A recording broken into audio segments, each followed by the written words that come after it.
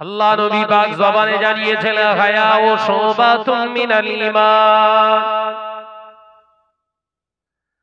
আল হায়া লজ্জা হলো শুবাতুম মিনাল ঈমান, লজ্জা হলো ঈমানের একটি শাখা। লজ্জা কি? জোরে বল। ঈমানের শাখা। ও পর্দানাশীনা মা বোনেরা, নওজওয়ানেরা, যুবকেরা, লজ্জা না থাকার কারণ আল্লাহ নবী জানিয়ে দিলেন। বাবা সাহাবীরা শুনে রেখে দাও, জেনে রেখে দাও, লজ্জা তখনই উঠে যায় যখন বান্দা হারাম খানা খায়।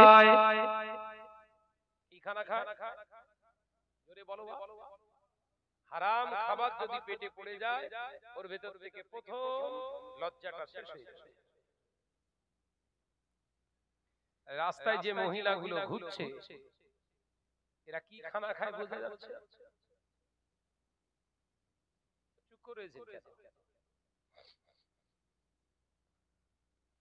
আল্লাহ নবী দোজারে বাদশাহ হাবিবুল্লাহকে, নবী জনাবে মুহাম্মদুর রাসূলুল্লাহকে সাল্লাল্লাহু আলাইহি ওয়াসাল্লাম পাক জবানে জানিয়ে দিলেন লাহাবুন হারামা লা ইয়াদখুলুল জান্নাহ। হারাম খেয়ে শরীরের ভিতরে যদি গোশত তৈরি হয়, কশিনকালে গোশত জান্নাতে যাবে না।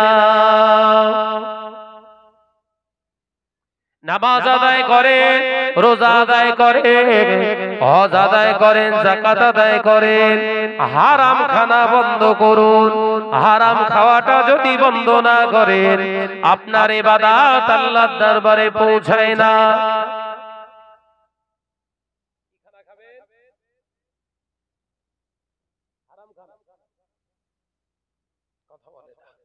কিছু লোক মসজিদে, কিছু লোক নিচে, এরকম কেন? হয় আপনারা নিচে আসুন, নইলে ভাইরা উপরে যান, যে কোনো একটা। মজলিসের ইজ্জত নষ্ট হচ্ছে, রাগ করছেন? এটা ডিসিপ্লিন ইসলাম শেখায়। সবাই যদি মসজিদে বসতো তাহলে হতো। কিছু লোক মসজিদে, কিছু লোক বাইরে। খারাপ দেখাচ্ছে না? খারাপ দেখাচ্ছে না ভালো দেখাচ্ছে? আসেন, রাগ করেন। আল্লাহ নবী দোজারে বাদশাহ হাবিবুল্লাহকে, নবী জনাবে মুহাম্মদুর রাসূলুল্লাহকে সাল্লাল্লাহু আলাইহি ওয়াসাল্লাম পাক জবানে জানিয়ে দিলেন, ও আমার সাহাবীরা, আমি নবী জানিয়ে দিলাম লজ্জা হলো ঈমানের একটি শাখা। এই লজ্জাটা তখনই শেষ হয়ে যাবে বান্দা যখন হারাম খানা খেতে শুরু করবে। হারামের সাইড এফেক্ট আমি রাসূলুল্লাহ জানিয়ে দিলাম, লজ্জা শেষ হয়ে যায়। হারামের সাইড এফেক্ট কি? ওমাল পেটে পড়লে বল না রে, লজ্জা বলো বলো বলো বলো শেষ। আল্লাহ নবী দোজারে বাদশাহ হাবিবুল্লাহকে, নবী জনাবে মুহাম্মদুর রাসূলুল্লাহকে সাল্লাল্লাহু আলাইহি ওয়াসাল্লাম পাক জবানে জানিয়ে দিলেন, মান তাশাব্বাহা বিকওমি ফাহুয়া মিনহু।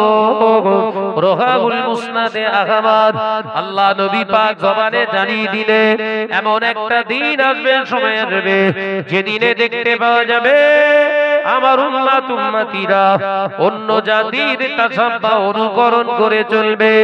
ও আমার সাহাবীরা, ও আমার উম্মত উম্মতিরা, আমি নবী জানিয়ে দিলাম মান তাসাব্বাহা বিকওমি ফাহুয়া মিনহুম। দুনিয়ার জমিনে যার সাদৃশ্য করে চলবে, অনুকরণ করে চলবে, হাসরের মাঠে তাদের অন্তর্ভুক্ত হয়ে হাসর নসিব হয়ে যাবে। তার কথা বলেন না। বিশ্ব নবী যখন বলেছে হবে না, হবে না,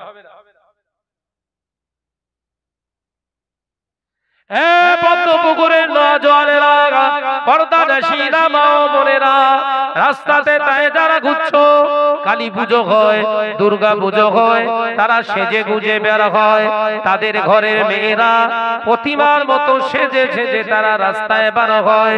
তুই মুসলিম পরিবারের সন্তান, তোমার লজ্জা থাকবে, তুমি সাজতে পারো, তোমার গোটা শরীরটাকে সুন্দর করে সাজতে পারো। শরিয়ত শর্ত দিলেন তোমার স্বামী ছাড়া পৃথিবীর দ্বিতীয় কোনো পুরুষ দেখতে পারবে না। মেয়েরা সাজতে পারে না, পারে না, শর্ত কি?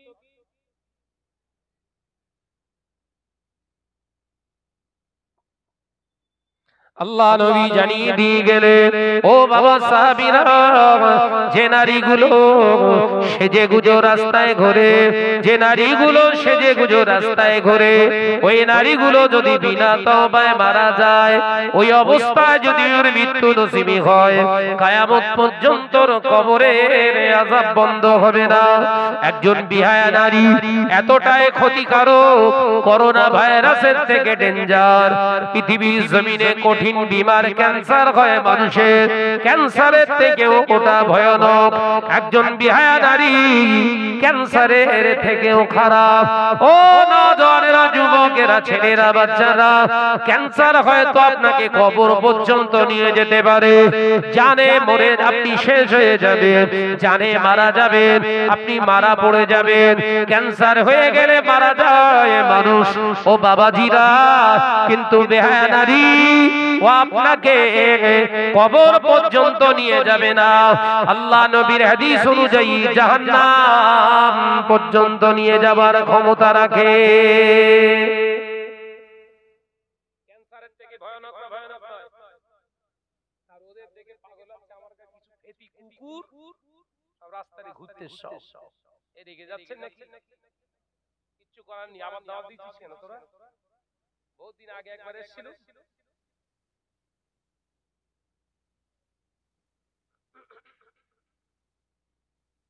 এসেছিলাম না আমি, আর তোয়া সিদ্দিক চাহাজান হুজুর ছিল।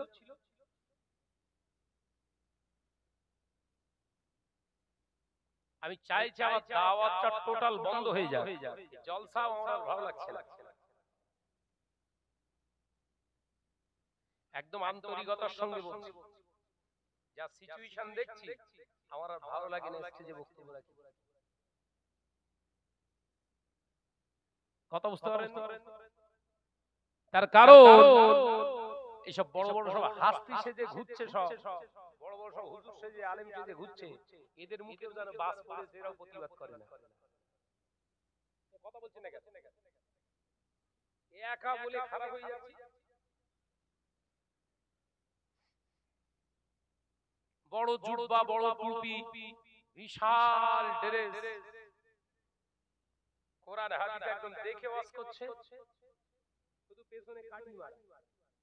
কি ওয়াজ হচ্ছে? আমি ভালো আর সবাই খারাপ হচ্ছে না? কথা বলেন না কেন?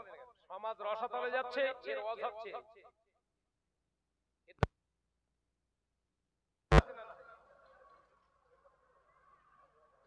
রেগে যাচ্ছেন নাকি? এর কি ওয়াজ হওয়ার দরকার ছিল? কি করছে? ঘরের মেয়েরা, ছেলেরা জিনা ব্যভিচারে লিপ্ত হচ্ছে, কঠিন গুনাহ, ও তার বিরুদ্ধে হুঙ্কার দিচ্ছে না? হুঙ্কার দিচ্ছে কি?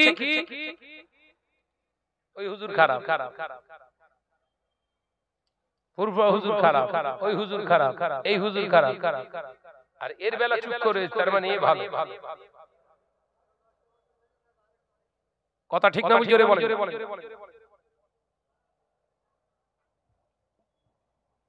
ওই জন্য সময় সময় মনে হয় আল্লাহ যদি কতল করা যদি আল্লাহ হালাল করত, এই কটারে পেড়ে দিত। আমার যা রাগ, বুঝতে পারছেন না নাকি? কিন্তু আমার দেশের আইন আমাকে বাধা দেয়, আর আল্লাহ নিষেধ করে দিয়েছে। এটা যদি আমার সৌদি আরব টারব হতো, এতক্ষণ মালকোটা পড়ে যেত।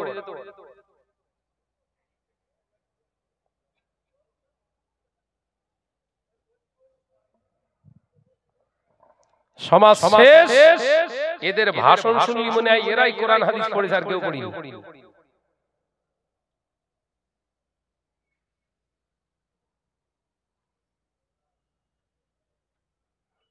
মানুষের রুচি যাচ্ছে কোথায় ওইটা নিয়ে ভাবছে।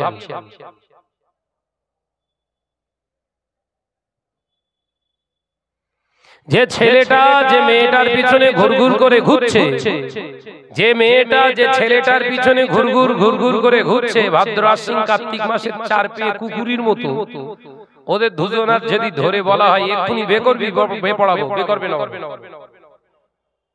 কথা বলে না তো, বে করবে, ডাইরেক্ট বলে দেবে না, তাহলে ওর পেছনে ঘুরতেছিস কেন? ও চরিত্র তো কুকুরের হারা, তোর ভেতরে এলো কি? তোর যাদের চয়েস হয়, চুজ হয়, তো পছন্দ করবে, শরীয়ত তো বাধা দেয়নি, ও বে করবে না।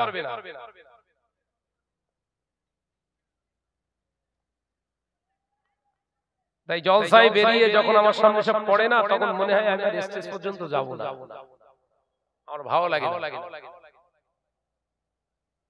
দাদা পীর রহমাতুল্লাহ আলাইহি নিষেধ করেছে এইসব মজলিসগুলো আসতে, হুজুরেরও নিষেধ। যে মজলিসে ছেলেদের মেয়েদের আনাগোনা অবাধ চলাফেরা হয়, তোমরা ওই মজলিসে যাবে না। কার নিষেধ? স্বয়ং দাদা হুজুর ওসিয়তনামা খোলেন,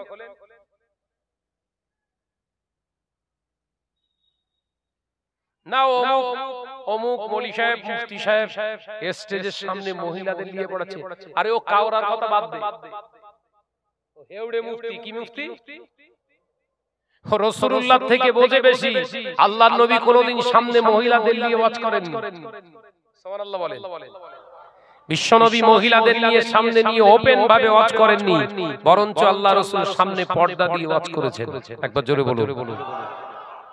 রাসূলুল্লাহর এই আদর্শকে যারা জনজনীতে দিয়ে মুফতি সাজে, এরা মুফতি না কুফতি?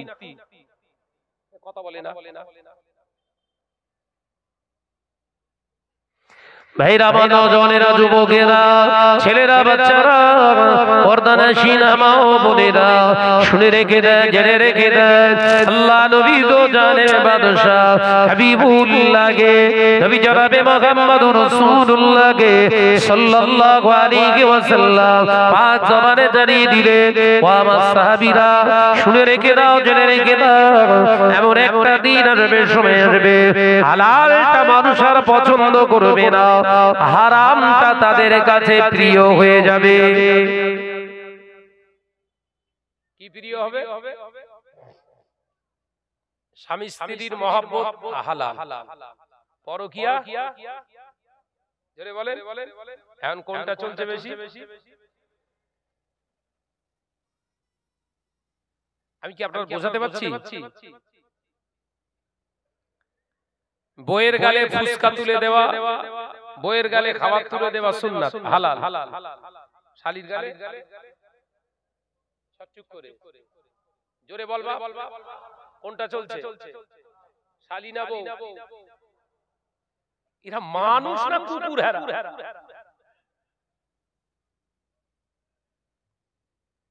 বললি বলে সারসা বিরাট ওয়ার্ল্ড বলে।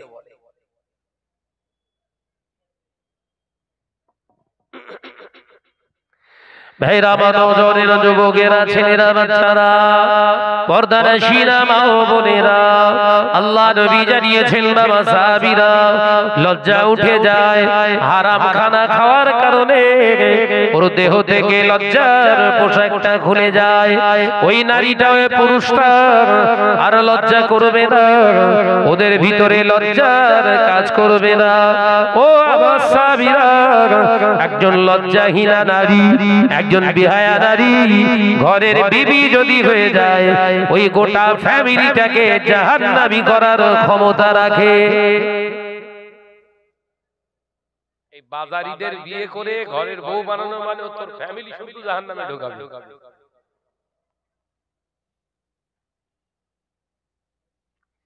এ নওজওয়ানেরা, যুবকেরা, ছেলেরা, বাচ্চারা, পর্দার শিনা মা ও বোনেরা শুনে রেখে দিন, জেনে রেখে দিন, আল্লাহ নবী দো জাহানের বাদশাহ হাবিবুল্লাহ গে নবী জনাবে মুহাম্মদুর রাসূলুল্লাহ গে সাল্লাল্লাহু আলাইহি ওয়াসাল্লাম পাক জবানে জানিয়ে দিলেন, আমি আল্লাহ পাকের আয়াতে কারিমা থেকে তোমাদেরকে শুনিয়ে দিচ্ছি সাহাবীরা শোনো, পৃথিবীর জমিনে ওই ব্যক্তিটা অন্যায় রাহাজানি করতে পারবে না, ওই ব্যক্তিটা হারাম কাজ সহজে করতে পারবে না, ওই ব্যক্তিটা গালাত কাজ কখনো স্বয়ং নিজে করতে পারবে না।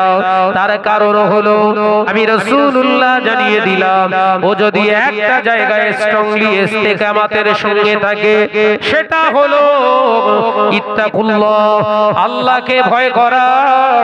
বান্দা বান্দি যদি আল্লাহকে ভয় করে চলে, এই আল্লাহকে ভয় করনে বলা অতি সহজে হারাম কাজে লিপ্ত হয় না। একবার জোরে হবে না যে আল্লাহকে ভয় করে ও সহজে হারাম কাজে। আল্লাহর ভয়টা কি ও মুসলমান শুনে রেখে দিন, জেনে রেখে দিন, আল্লাহর ভয় মানে আপনি নামাজ আদায় করছেন, শুধু রমজানে রোজারা আদায় করছেন, হজ ব্রত পালন করছেন, আপনি যাকাত দিয়েছেন, ভালো ভালো মসজিদ বানাচ্ছেন, মাদ্রাসা চালাচ্ছেন, মানে আল্লাহকে আপনি ভয় করছেন না। না মিয়া, আল্লাহকে ভয় করার মূল কেন্দ্রবিন্দু হলো আপনার খানা খাওয়ার সময় করে খেয়াল খাওরে খাওয়া, হালাল খাচ্ছেন না হারাম খাচ্ছেন। যদি আপনি হালাল খানা খান, জানবে আপনার ভিতরে আল্লাহর ভয় প্রতিষ্ঠিত হবে। খাউফিল্লাহ আসে হালাল খানা থেকে। কি খাবার থেকে? আমরা দেখে খাই, খাবারে পাথর আছে না কাঁকর আছে ওইগুলো দেখি, ভাতের ভিতরে কালো মাছি আছে নাকি না ওইগুলো দেখি, তরকারিটা লবণ বেশি আছে না লঙ্কা বেশি আছে ওইগুলো দেখি, তেল বেশি না কম ওইগুলো দেখি, হালাল না হারাম দেখি। কথা বলে না তো, কলগেট দর পর্যন্ত খেয়ে নিল। কি খেলি তুই? খেলিটা কি?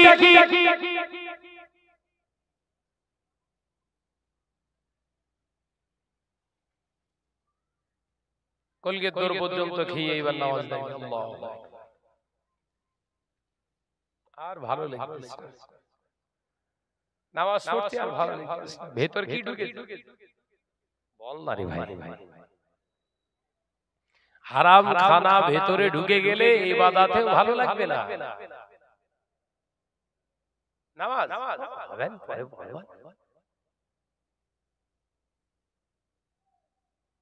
হালাল খানা খেলে ইবাদতে মনোনিবেশন হয়, ইবাদতে স্থিরতা তৈরি হয়, ইবাদতে মনোসংযোগ ঘটে, ইবাদতে এক নিষ্ঠতা আসে, ইবাদতে রবের খুশির জন্য মন স্থির হয়। একবার জোরে বলুন। খাচ্ছে কলগেট দর পর্যন্ত হারাম, আর এইরকম বড় তাসবিহ দাঁড়ালে আল্লাহ আল্লাহ, শয়তান বলছে ভালো করে কর, ভালো করে কর, কত জিকির করবি কর। দুই একজন আবার জিকির করতে গিয়ে ভুল মারতে লাভ মেরে মেরে কাঁদে উঠে, এগুলো হচ্ছে ডবল হারাম, মানে যা পাই সব উড়ো।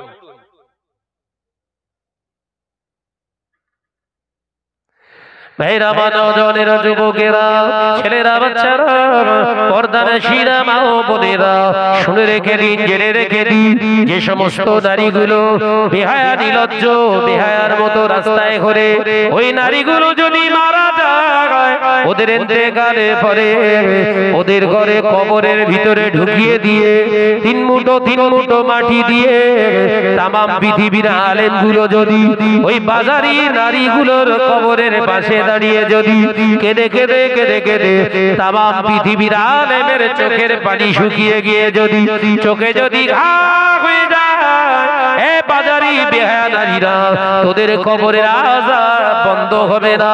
যে সমস্ত নারীরা বেহায়া নির্লজ্জের মতো রাস্তায় ঘোরে, ওই নারীগুলো যদি বিনা তওবায় মারা যায়, ওদের ইন্তেকালের পরে তামাম পৃথিবীর পীর সাহেবগুলো যদি ওদের কবরের পাশে দাঁড়িয়ে দাঁড়িয়ে কেঁদে কেঁদে কেঁদে কেঁদে যদি তামাম পৃথিবীর পীর সাহেবের চোখের পানিতে যদি বেহায়া নারী বাজারি নারীর কবরের মাটিটা কাদাও হয়ে যায়, ওর কবরের আযাব কিয়ামত পর্যন্ত বন্ধ হবে না। যে নারীগুলো বিহায়াপনা করার জন্য, খরিদ্দার টানার জন্য সেজে গুজে রাস্তায় ঘোরাফেরা করছে, ওই নারীগুলো যদি বিনা তওবায় মারা যায়, ওদের ইন্তেকালের পরে কাবা বাইতুল্লাহ শরীফের ইমাম 14 জন ইমাম যদি ওদের কবরের পাশে দাঁড়িয়ে দাঁড়িয়ে কেঁদে কেঁদে কেঁদে কেঁদে যদি 14 জন ইমামের চোখের পানি শুকিয়ে যায়, ওই বেহায়া বাজারে নারীদের কবরের আযাব বন্ধ হবে না।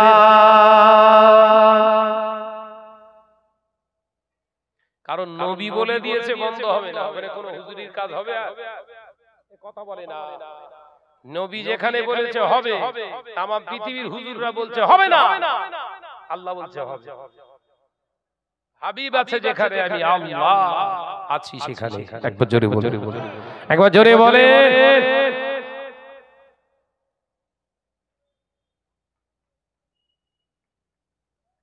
তাহলে এই নারীগুলোকে ঘরের বউ করাও যায় না বলে, কথা বলছেন না? যে নারীগুলো রাস্তায় সেজে গুজে খরিদ্দার ধরার জন্য দাঁড়িয়ে আছে, এরা কিন্তু ঘরের বউ হওয়ার যোগ্য না বলে। শুনতে বিরাট খারাপ লাগতেছে, বলে আপনাদের রাগ হচ্ছে, কিন্তু কিছু করার নেই।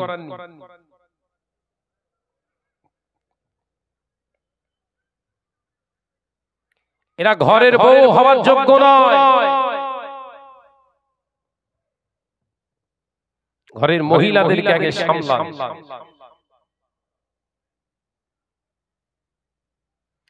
ও নওজোয়ানেরা, যুবকেরা, ছেলেরা, বাচ্চারা, পর্দানশীনা মা ও বোনেরা, আল্লাহ নবী সাহাবী ফারুক আযম হযরত ওমর রাদিয়াল্লাহু তাআলা আনহুর দরবারে একজন নারী এলেন, একজন মহিলা আসলেন, সালাম দিলেন, আসসালামু আলাইকুম ইয়া আমিরুল মুমিনিন খলিফাতুল মুসলিমিন। ও হযরত ওমর, ও হযরত ওমর ইবনুল খাত্তাব, আমাদের খলিফা, আপনাকে কি জিজ্ঞাসা করছি, আপনি কি একবার দয়া করে বলুন, হ্যাঁ বলেন মা, আল্লাহর জমিনে কি আল্লাহর কোরআন নাই? আল্লাহর জমিনে কি আল্লাহর বিধান নাই? কেন মায়ে কথা বলছেন? আল্লাহর বিধান, আল্লাহর কোরআন যদি থাকতো, রাতের অন্ধকারে রাস্তা দিয়ে নারীরা নিরাপদে চলাফেরা করত।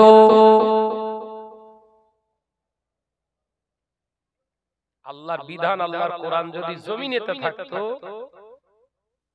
তাহলে মহিলারা নিরাপদ রাস্তাতে সফর করবে, কোনো অসুবিধা হবে না। আমার মনে হলো এই জমিনের উপরে আল্লাহর কোরআন নেই, ওই জন্য আপনাকে জিজ্ঞাসা করলাম। হযরত ওমর রাদিয়াল্লাহু তাআলা আনহু বললেন, কি ব্যাপার মা, এই কথা বলছেন? আমি মদিনার রাস্তা দিয়ে আসছিলাম, মদিনার রাস্তা দিয়ে আসতে আসতে একজন যুবক সম্ভবত মদ্যপ অবস্থায় রাস্তার ধারে দাঁড়িয়ে আছে। আমি মহিলা হেঁটে হেঁটে আসি, আমার দিকে খারাপ ইঙ্গিত করে। শুনছেন? ও আল্লাহ নবী সাহাবী আমিরুল মুমিনিন খলিফাতুল মুসলিমিন, আমার মনে প্রশ্ন জেগে গেল, আল্লাহর কোরআন যদি জমিনের উপরে থাকতো, আল্লাহর কোরআনের শাসন যদি জমিনেতে থাকতো, মদ কেউ খেতে পারত না, রাস্তায় দাঁড়িয়ে পরের মেয়ের দিকে খারাপ ইঙ্গিত করত না। একবার জোরে বলবেন না? আমার বিশ্বাস আল্লাহর কোরআন থাকলে এই অপরাধগুলো জমিনে হবে না। ওই জন্য আপনাকে জিজ্ঞাসা করছি, যেহেতু আপনি তো আমাদের খলিফা, আল্লাহ নবী সাহাবী ফারুক আযম হযরত ওমর রাদিয়াল্লাহু তাআলা আনহু বললেন, কোন জায়গাটায় মা এটা ঘটলো? হুজুর নির্দিষ্ট একটি জায়গা বলে দিলেন। সঙ্গে সঙ্গে সাহাবায়ে কেরাম 4 জনকে পাঠিয়ে দিলেন। আমিরুল মুমিনিন খলিফাতুল মুসলিমের হযরত ওমর 4 জনকে পাঠিয়ে দিলেন, যাও অমুক জায়গায় রাতের অন্ধকারে একজন নওজোয়ান যুবক দাঁড়িয়ে রয়েছে, দেখো না কোন বংশের ছেলে, দেখো না কার ছেলে, দেখো না কি করছে, শটান তাকে উঠিয়ে এনে কয়েদে ভরে দাও, জেলখানায় ভরে দাও। দেখো না তার বাপের নাম কি, দেখতে যেও না কোন বংশের ছেলে, কারণ আল্লাহর কোরআন এখনো জমিনে আছে। আল্লাহর কোরআন জমিনে থাকা অবস্থায় এমন জঘন্যতম কাজ করার মতো কারণ মাজাল নাই। একবার জোরে হবে না?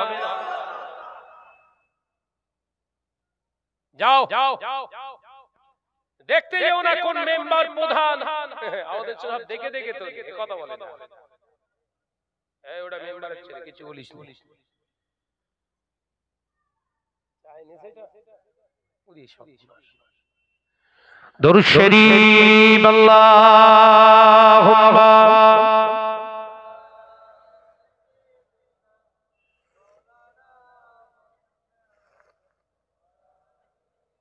চা খাচ্ছে বলে রাগ হচ্ছে নাকি? দরুদ শরীফের জুতো এরকম কেন? আর একটু জোরে বলি আল্লাহুম্মা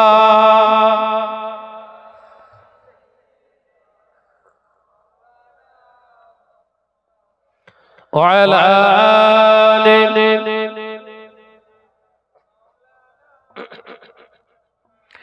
আমারে কণ্ঠে তুমি তোমারি বাণী দিয়েছো, বুকের দেরাজ তুমি তোমারি স্থান দিয়েছো।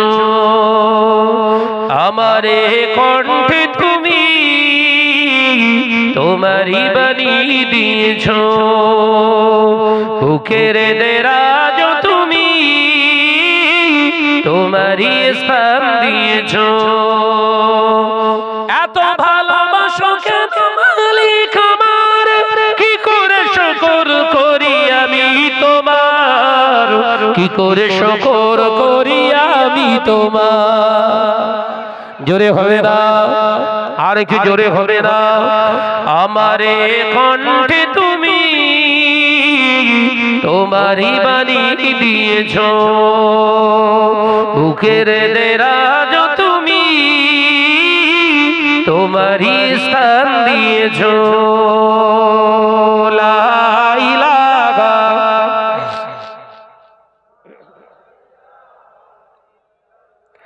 লা ইলাহা ইল্লাল্লাহু। পৃথিবীর দিকে দিকে ও যদরিতে শান্তি মোরা পেলাম তোমার দিকে, পৃথিবীর দিকে দিকে ও যদরিতে শান্তি মোরা পেলাম তোমার দিকে। রহমত যে তোমার, করুণা বেশুমার, রহমত যে তোমার, করুণা বেশুমার। সেজদাতে নুয়ে পড়ে মাথা,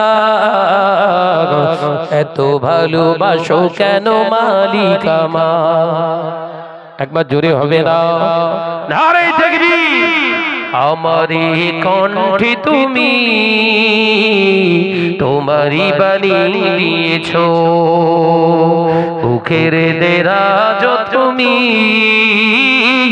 তোমারি স্থান দিয়েছো। এত ভালোবাসো কেন মালিক আমার, কি করে শুকর করি আমি তোমার, কি করে শুকর করি আমি তোমার। লা ইলাহা, জোরে জোরে লা ইলাহা।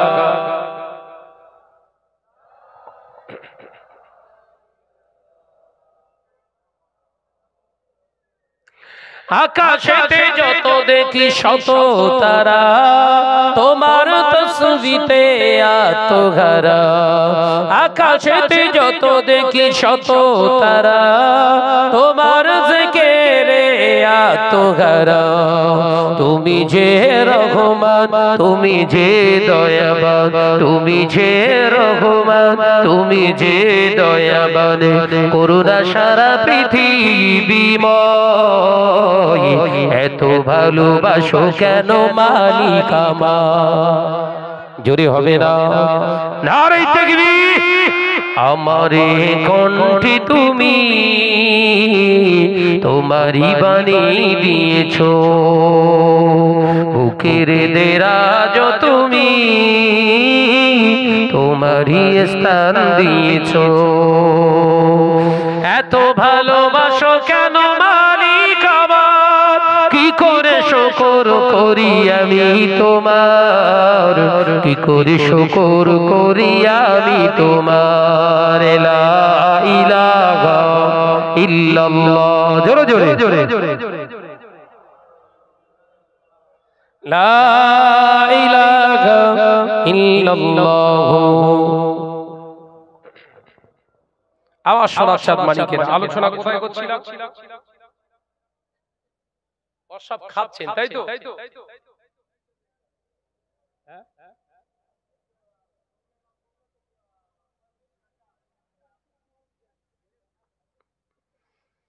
লাইন সব এগোড় বেগোড় করে ফেল দিচ্ছে, সর্বনাশ করছে সব। চারজনকে পাঠিয়ে দিয়েছে, কার বংশ কার ছেলে দেখার দরকার নেই। ওখানে দাঁড়িয়ে আছে যুবক, তুলে নিয়ে এসো। আমাদের হলে এই কিছু বলার দরকার নেই, ওটা মেম্বারের ছেলে কথা বলে না। ভাঙড় পদ্মপুকুর এসব নেই, এরা বিচারের ওস্তাদ।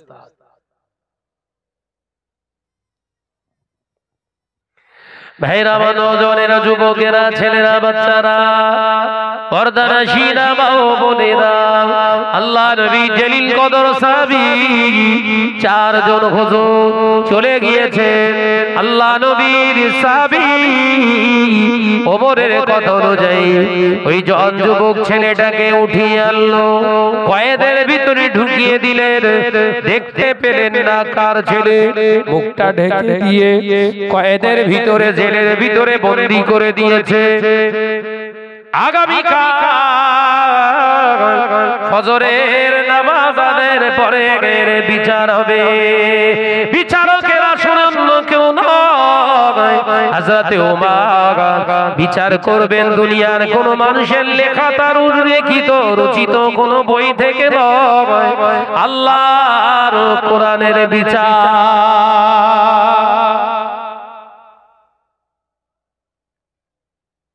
কালকে সকালে হবে।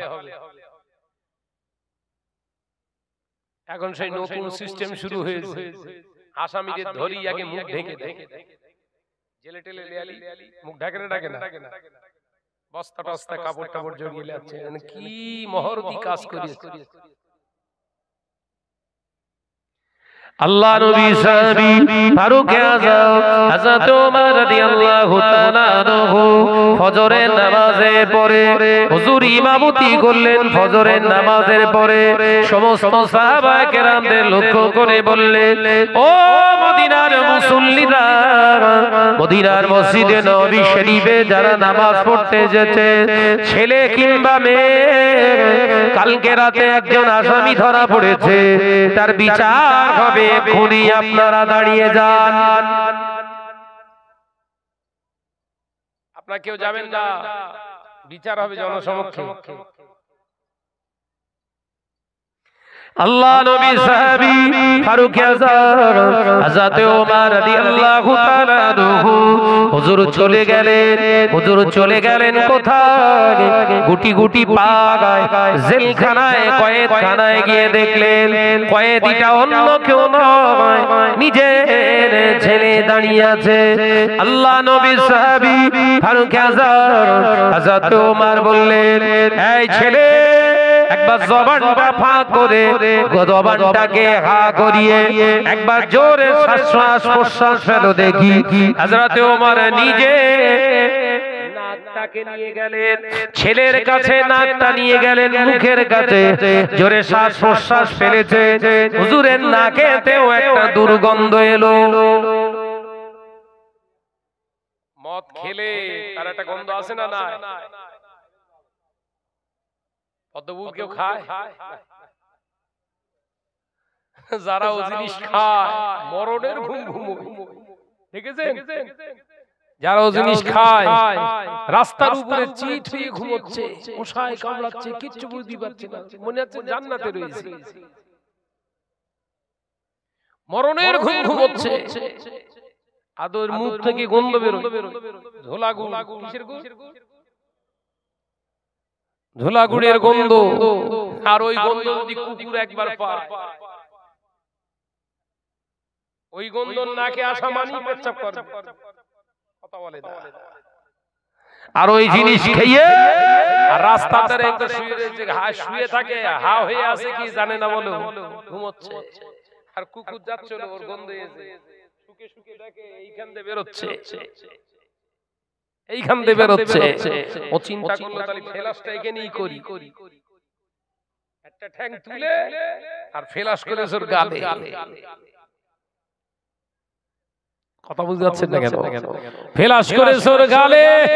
আর কুকুরের স্পিরিট একটু বেশি হয়, দেখেন নি? ঠ্যাং তুলে ওখানে এত জোরে মারে, কথা বলে না কেন?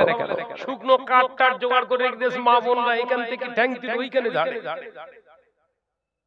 গাল হা কষিয়ে জোরে ফেলাস করিস তো ওই সেই ফেলাসের ঘুম ভেঙে গেছে, মনে করতে বোধহয় কিয়ামত শুরু হয়ে গেছে বোধহয়। আর গালে যেটা পাচ্ছে মনে হচ্ছে বিরাট একটা পানি পাচ্ছে। যারা ওই জিনিস খায় ওদের মরণ ওই মুখ খেয়েই হয়, কথা বলে না কেন? আল্লাহ নবী দো জাহানের বাদশা হাবিবুল্লাহকে, নবী জনাবে মুহাম্মদুর রাসূলুল্লাহকে সাল্লাল্লাহু আলাইহি ওয়াসাল্লামের জলিল কদর সাহাবী ফারুক আযম হযরতে ওমর রাদিয়াল্লাহু তাআলা আনহু হুজুর আমার দেখতে পাওয়া যায় বিচারের মানদণ্ড খাড়া করলেন। কোরআনের বিচার, রাস্তা দিয়ে হাঁটলে কোন মহিলার দিকে যদি খারাপ ইঙ্গিত করা হয় কিংবা যদি শরাব পান করা হয় 100 ঘা তাকে ডোররা মারা হবে। চাবুক চাবুক কগা, এইরকম যদি আইন থাকতো ওইখানে সলিমউদ্দিন দাঁড়িয়ে থাকতো, রুবিনা সেজে গুজে ঘুরতো।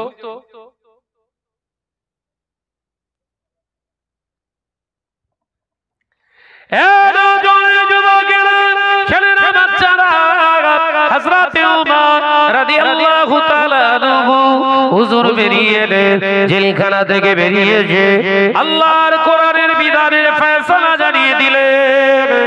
ও নবী পাকের সাহাবী হযরতে জাবের রাদিয়াল্লাহু তাআলা আনহু, ও আল্লাহর নবী সাহাবী ভাই জাবের, এইলেন হাতেতে চাবুক তুলে দিলাম, গুনে গুনে গুনে গুনে 100 ঘা চাবুক ওকে মারো। ছেলে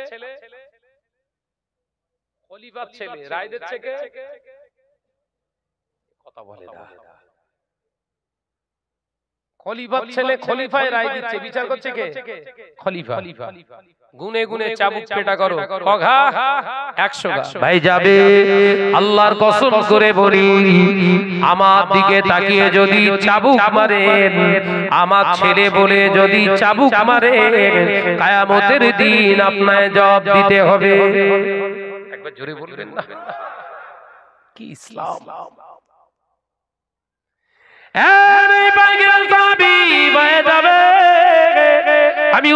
আমি হযরতে ওমর হাতেতে তোমার চাবুক তুলে দিয়েছি, আমি ইচ্ছা করলে মারতে পারতাম, আমার গায়ে আল্লাহ শক্তি দিয়েছে, আমি ইচ্ছা করলে আমার ছেলের গায়ে 100 মারতে পারতাম।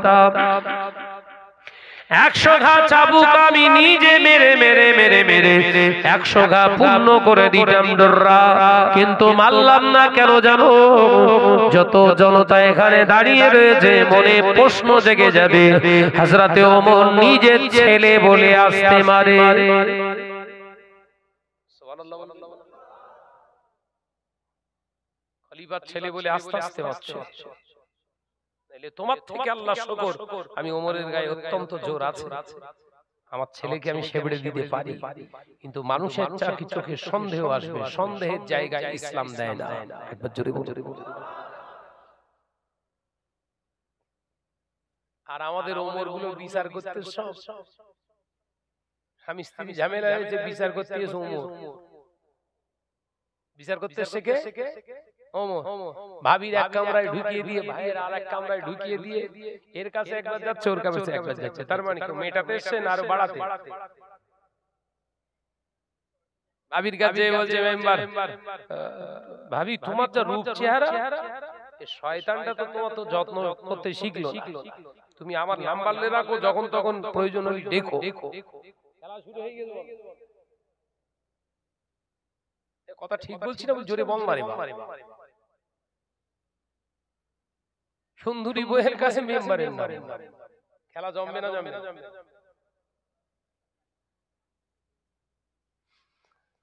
ওর কামরায় যে বলতে সারা তোর মতো এরকম একটা মানুষ, ও যদি না বোঝে ওইরকম কপাল ফাটা বিয়ে নারী আর কেউ আছে? দেখেছেন ওর কাছে কি বলে, এর কাছে কি বলে? মেটাতে এসছেন আরো বাড়াতে। ওই জন্য স্বামী স্ত্রী ঝামেলা হলে কোন মেম্বারকে দিয়ে মেটাবেন না, শরিয়াতে হারাম। বোঝাতে পারলাম না বোধহয়? এলাকার মেম্বার প্রধানকে দিয়ে নয়, স্বামী স্ত্রী অশান্তি হয়েছে, ওই ঝামেলাটাকে মেটানোর জন্য এলাকার মেম্বার প্রধানকে ডাকবেন না, নিজে নিজে বিচার করুন, নিজের ফ্যামিলির মেম্বারদের নিয়ে বিচার করুন। নিজের ক্ষমতা থাকলে বিচার করুন, আর নইলে পরিবারের যারা মেম্বার সদস্য বয়স্ক আছে তাদের নিয়ে বসুন। বাইরের মাল আমদানি করলি ও গেস বল, কথা বলে না। বাইরের জিনিস ভেতরে ঢোকালি কি হবে? নাম্বার হাওয়া হয়ে যাবে।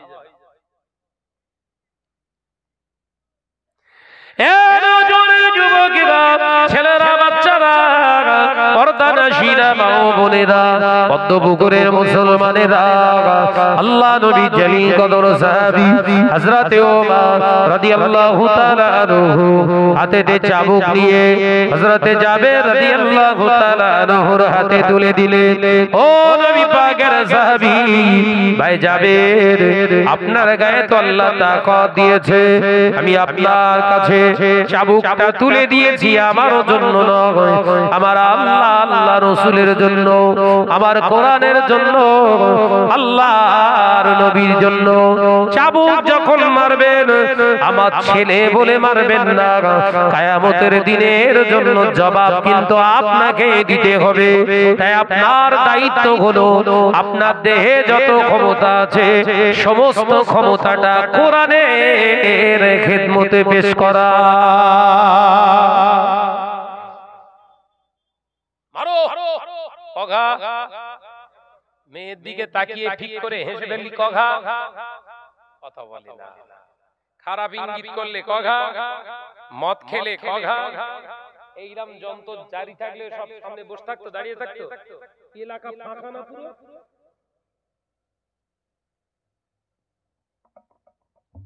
ওই জন্য মদিনা শরীফে মক্কা শরীফে রাত 2টো 2:30টা 3টের সময় মহিলারা নামাজ পড়তে আসে, একা একা রাস্তা দিয়ে একা একা হেঁটে হেঁটে আসে, শিয়াল কুকুরও তাদের ছয় না। কথা বুঝতে পারছেন না? আমি তো আপনাদের নেক দোয়া 3বার আল্লাহ নিয়ে গেছে আমাকে, আবার এই 4-5 দিন পর যাব যদি আল্লাহ রাজি থাকি। সম্ভবত 4 তারিখে, মানে হয়তো 6-7 দিন বাকি আছে। 28 মাস মানে আজকে 26 তো, 26, 27, 28 ওই 6 দিন বাকি, 5 দিন বাকি, 6 দিন। আল্লাহ চাইলে যাব।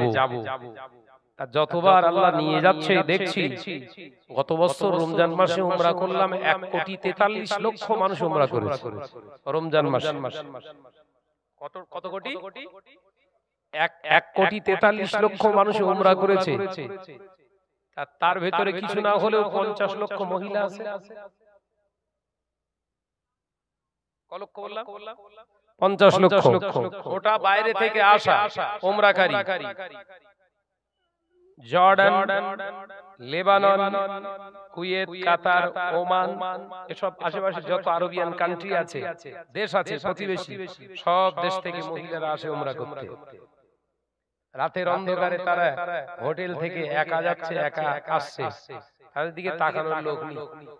আরে ছেঁচাগুলো করতেছ কি এরা?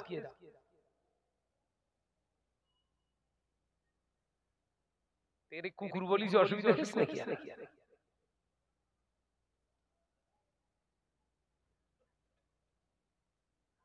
রাত 2:30টার সময় একজন মহিলা হাতে তসবিহ নিয়ে মুসাল্লা নামাজ পাঠি নিয়ে হেঁটে হেঁটে একা একা রাস্তা দিয়ে আনমনে আসছে, তার ডিস্টার্ব করার লোক নেই। লক্ষ লক্ষ মানুষ ঘোরাফেরা করছে, কোন পুরুষ কোন ছেলে ওই মহিলাটার দিকে ফিরে তাকালো না, খারাপ ইন্ডিকেট করলো না, কোন রকম শব্দ হলো না। নিঃসন্দেহে নামাজ পড়ছে, বেরিয়ে আসছে, নামাজ পড়ছে, বেরিয়ে আসছে, নামাজ, কোন ডিস্টার্ব করার লোক নেই। আর সামান্য একটা জলসা হচ্ছে মেয়েদের। আমি আমার ভুলক্রমে আমার গাড়ির পেছনটা মোটরসাইকেলের কাছে ঢুকে গিয়ে খাইতে খাইতে হয়ে গেছে। মানে কি মাথা গরম হয়ে গেছে, সেলিমা এসে দাঁড়িয়ে রয়েছে, টাইম শর্ট, রাস্তার উপর গাড়ি দিকে বেরিয়ে গেছে। কথা বুঝতে পারছেন না? দেরি হয়ে গেল তো আর বাসবাগান কে হয়তো রিজার্ভ করলেন। এই হলো আজকে যুগ সংরক্ষণের মুসলমানের ক্যারেক্টার। মার কেন পৃথিবীতে খাচ্ছি আমরা, এগুলো কি উপলব্ধি করা যায়? কথা বলে না? ভাইরা, মাদজনের যুবকেরা, ছেলেরা, বাচ্চারা, পর্দানশীনা মা ও বোনেরা, আল্লাহ নবী সাহাবী হযরতে জাবের রাদিয়াল্লাহু তাআলা আনহু হাতেতে তুলে দিলেন। হযরতে ওমর রাদিয়াল্লাহু তাআলা আনহু হাতেতে তুলে দিলেন। চাবুক মারতে শুরু আরম্ভ হয়ে গেল, মারতে স্টার্ট করে দিলেন। 1 ঘা, 10 ঘা, 20 ঘা, 30 ঘা, 40 ঘা, সমস্ত মানুষগুলো দাঁড়িয়ে দাঁড়িয়ে দেখছে, নিজের বাপ হয়েও দাঁড়িয়ে দেখছে। হযরত ওমরও দেখছে। আল্লাহর নবী সাহাবী হযরত ওমর রাদিয়াল্লাহু তাআলা আনহু দাঁড়িয়ে দাঁড়িয়ে দেখছে, ছেলের গাটা ফেটে গিয়ে দাদ্দার দাদ্দার করে খুন ঝরছে, সমস্ত চেহারাটা ফেটে গিয়েছে, খুন ঝরে ঝরে ঝরে ঝরে জমিনের উপরে পড়ছে, জমিন লাল। ও নজনের যুবকেরা, 60 ঘা, 70 ঘা, 80 ঘা, হযরতে ওমর ইবনুল খাত্তাবের বেটা জমিনের উপরে পড়ে গিয়েছে লুটিয়ে। ইন্না লিল্লাহি ওয়া ইন্না ইলাইহি রাজিউন। হযরতে ওমর রাদিয়াল্লাহু তাআলা আনহু দেখলেন, নিজে এসে চেক করে দেখলেন, না না আর নাই, আসামি মারা গিয়েছে, আশিকাকে মারা গিয়েছে। হযরতে ওমর রাদিয়াল্লাহু তাআলা আনহু হুজুর কি করলেন, নিজে হাতে করে গোসল করিয়ে দিলেন, কাফন পরালেন। আগত সমস্ত মুসলমানদেরকে বললেন, ভাইরা এখনই জানাজা হবে, এখনই জানাজা হবে, আপনারা দাঁড়িয়ে যান। হযরতে ওমর জানাজা পড়লেন। হুজুর জানাজা পড়িয়ে মদিনার কবরস্থান জান্নাতুল বাকি কবরস্থানের একটি কোণায় নিজের ছেলেকে দাফন করে দিলেন। 80 ঘা মারা হয়েছে। কোরআনের বাণী, যদি মহিলাদের দিকে খারাপ মন্তব্য করা হয়, তাকে 100 গা চাবুক দিয়ে মারতে হবে। হযরতে ওমর বললেন ছেলে তো আমার 80 ঘাকে দুনিয়া ছেড়ে দিয়েছে, তাই এখনো বাকি আছে 20 ঘা। ও আল্লাহ নবী সাহাবীরা আপনারা কবরস্থান ছেড়ে যাবেন না, বাকি আছে এখনো কাজ। সবাই দাঁড়িয়ে রইলেন। হযরতে ওমর রাদিয়াল্লাহু তাআলা আনহু নিজে হাতে এবার হাতে চাবুক তুলে নিলেন। আল্লাহ নবী সাহাবীদেরকে বলতে লাগলেন আপনারা শোনেন, একটু অপেক্ষা করেন, দাঁড়িয়ে যান। আমার ছেলে 80 ঘা খেয়ে দুনিয়া ছেড়ে দিয়েছে, এখনো 20 ঘা বাকি আছে। মৃত মানুষের গায়ে আঘাত করা শরীয়ত জায়েজ করেন নাই, কোরআন নিষেধ করেছে, হাদিস নিষেধ করেছে। মৃত মানুষের গায়ে আঘাত করা যাবে না। তাই আমিও মা আমার ছেলেকে 80 ঘা মারার পরে দুনিয়া ছেড়ে গিয়েছে। আল্লাহর কোরআনের বিধান এখনো মানা হলো না, তাই আমার ছেলের গায়ে না মেরে কবরের উপরে বাড়ি, বাকি 20 ঘা চাবুকের বাড়িটা আমি বাপ হয়ে মেরে আল্লাহর কোরআন এখনো জিন্দা আছে প্রমাণ করে দিলাম।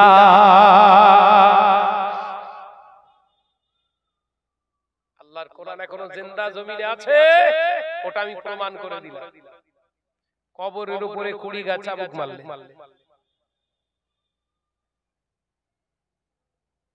ইসলামের নীতি আদর্শটা যদি আজকে আমরা উপলব্ধি করতাম, আমাদের ঘরের ছেলেদের দশা এরকম হতো।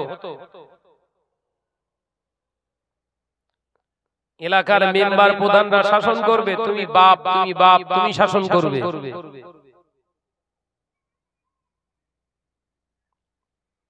কে শাসন করবে? স্কুলের শিক্ষক।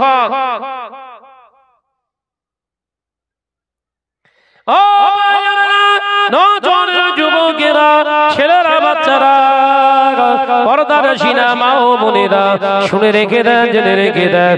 আল্লাহ নবী দো জাহানের বাদশাহ হাবিবুল্লাহকে, নবী জনাবে মুহাম্মদুর রাসূলুল্লাহকে সাল্লাল্লাহু আলাইহি ওয়াসাল্লাম পাক জবানে জানিয়ে দিলেন, ও আমার সাহাবীরা শুনে রেখে দাও, জেনে রেখে দাও। মানুষ যখন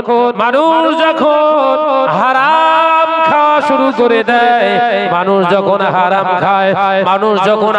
খাওয়া শুরু করে দেয়, ওর হালাল কাজ আর ভালো লাগে না, ওর হালাল কাজ আর করতে ভালো লাগে না। আল্লাহ নবী 1 তারিখে সাহাবায়ে কেরামদের বলেছিলেন, বাবা সাহাবীরা শুনে রেখে দাও, জেনে রেখে দাও, এমন একটা দিন আসবে, সময় আসবে যেদিন মানুষ নামাজ আদায় করবে, রোজা আদায় করবে, হজ আদায় করবে, যাকাত আদায় করবে, বিধান পরিধান করবে, দাড়ি রাখবে, টুপি পরিধান করবে, বড় বড় মসজিদ বানাবে, মসজিদ ভর্তি মুসল্লি পাওয়া যাবে, মসজিদ ভর্তি মুসল্লি দেখতে পাওয়া যাবে, অথচ আল্লাহকে ভয় করনেওয়ালা মুসলমানের অভাব হয়ে যাবে। কার অভাব? জোরে বলেন বাপ। আল্লাহকে ভয় করা মুসলমানের অভাব হয়ে যাবে। বর্তমান যুগ সংবিক্ষণে এটা দেখা যাচ্ছে না, যায় না?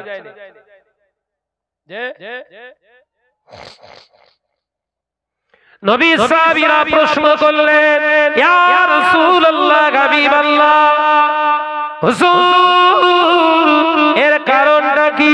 আল্লাহ নবী বললেন, আলির রিবা, তার কারণ হলো সুদের লেনদেনকারী হয়ে যাবে এরা, গোপনে গোপনে সুদের কারবার করবে, এরা নামাজ পড়বে, রোজা করবে, হজ করবে, উমরা করবে, অথচ গোপনে গোপনে এরা সুদের সঙ্গে যুক্ত হয়ে যাবে। কিসের সঙ্গে? হচ্ছে না পদ্মপুকুর হয়, ভাঙড় থানার ভিতরে এইটা ঠিক বাকি আছে। চাচা 5 ওয়াক্ত নামাজ আদায় করে, চাচি বন্ধন গ্রুপের লোন তোলে, ভাই আমার হাজি হয়ে ফিরেছে, ভাবি আমার মহিলা সমিতির চেয়ারম্যান সেজেছে।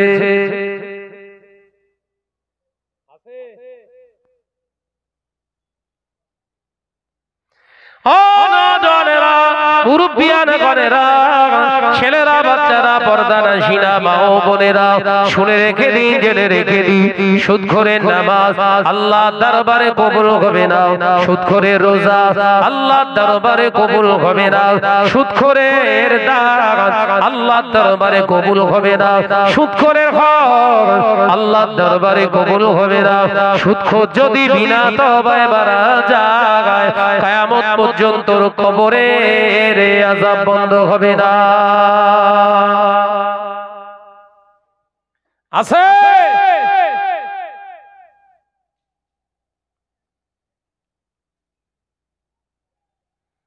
সামনে রমজান মাস আসছে, আর মাত্র হাতে গোনা দুটো তিনটে দিন হবে, হয়তো 3 দিন আর দুপুরে খাওয়া হবে।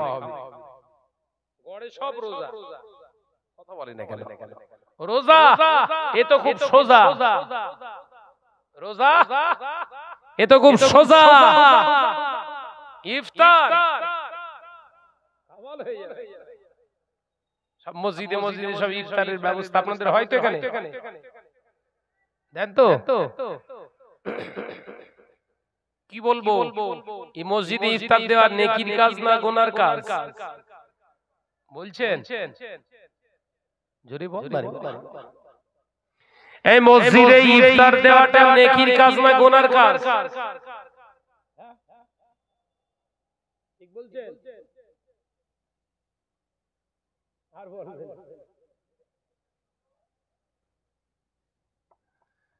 বলে মানুষ কি ইফতার খাওয়াবেন নেকি হবে না? আর আমি বলছি যদি ইফতার খাওয়ান নেকি হবে, যদি হারাম খাওয়ান গুনাহ হবে। কি খাওয়াতে হবে?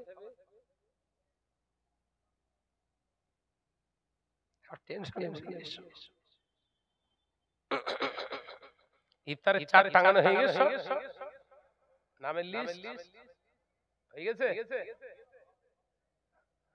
মুজিবর প্রথম দিন দেবে, শামসুল হক দ্বিতীয় দিন দেবে, আমিরুল গাজী তৃতীয় দিন দেবে, আব্দুর রফিক খান চতুর্থ দিন দেবে, বাচ্চু টুটুল দেবে, দুজনা মিলে 7 দিনের মাথায়, 9 দিনে দেবে আব্দুর রফিক, 10 দিনে দেবে আব্দুল ওয়াহাব। এইরকম করে 10টা রোজা পর্যন্ত প্রথম রহমত দখল করেছে। প্রথম 10টা রহমত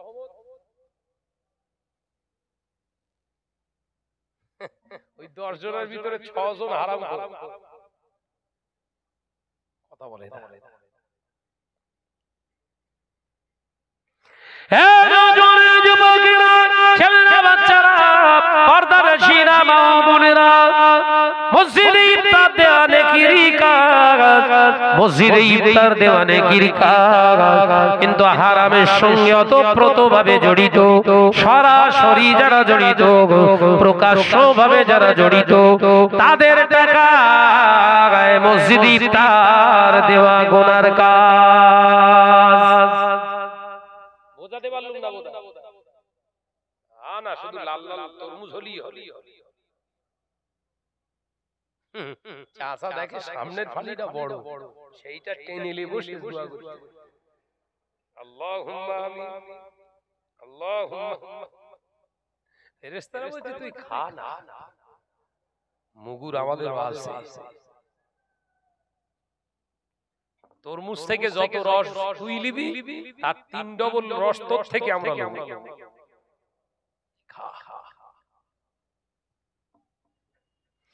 ও নওজোয়ান যুবকেরা, মসজিদে ইফতার দেওয়া নেকির কাজ, মসজিদে ইফতার দেওয়া আবার গুনার কাজ। মসজিদে ইফতার দেবে হালাল টাকার মালিক যারা, হালাল অর্থ উপার্জন করে যারা, তাদেরকে আহ্বান করুন, তারা যেন ইফতার দেয়। হারামখোর, লটারি কাটনে वाला, সুদের কারবার করনে वाला, মহিলা সমিতি করনে वाला, বন্ধন গ্রুপ করনে वाला, এরকম ব্যক্তিরা যদি আগ্রহ প্রকাশ করে আমরা মসজিদে ইফতার দেব, ওর মসজিদে ইফতার দেওয়ার সুযোগ দেওয়াটাও হলো গুনাহ।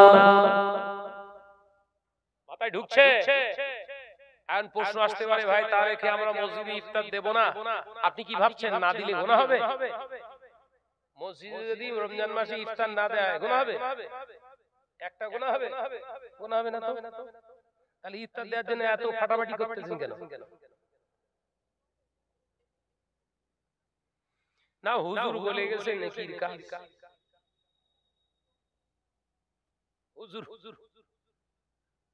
হুজুর বলার মতো বলিনি, খানিকটা বলেছে, খানিকটা ভেতরে আর খানিকটা বাইরে রাখলে এরকমই হয়। আমরা সব ওয়াজ করছি সেই অর্ধেকটা করি, ফুল ওয়াজ করছি। আমরা ওয়াজ করছি বাবা মসজিদে ইফতার দেওয়া বিরাট নেকির কাজ, এটা বলো অর্ধেকটা। ফুল না বলো, কথা বোঝাতে পারছি না নাকি? এই ওয়াজ বুঝতে পারছেন তো নাকি? যে হুজুর বলেছে, যে মাওলানা বলেছে, যে ইমাম সাহেব বলেছে মসজিদে ইফতার দেওয়া নেকির কাজ, ও ফুল ওয়াজ করলো না অর্ধেকটা। ফুল ওয়াজ কিরকম হবে? মসজিদে ইফতার দেওয়া নেকির কাজ তখনই হবে যখনই আপনি আপনার হালাল অর্থ দিয়ে ইফতারের আয়োজন করবেন। একবার জোরে বলুন। ফুল কথার হাফ কথা বোঝা যাচ্ছে বা? এই অর্ধেকটা ওয়াজের কারণে সমাজ সব রসাতলে যাচ্ছে। কাদের কারণে? কথা বলে না। এই বলছি বলেই তো শাহনাজ এত খারাপ। সমাজকে এগুলো জানাচ্ছি বলেই তো শাহনাজ মরে গেলি ভালো হয়। আপনারাও দোয়া চান তাড়াতাড়ি যেন মরি যায়।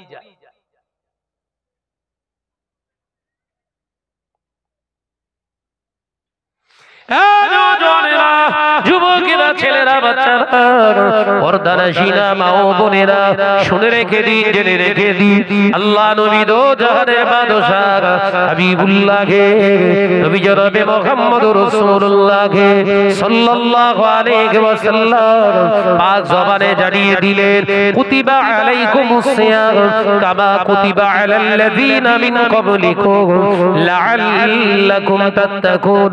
আবার আল্লাহ কোরআনে জানিয়েছেন, হাবিব পাক জবান দিয়ে জানান, আল্লাহ পূর্বের নবীর উম্মতদের উপরে রোজাকে আল্লাহ ফরজ করেছিলেন, আবার আল্লাহ পাক সেই রোজাকে আমাদের জন্য ফরজ করে দিয়েছে।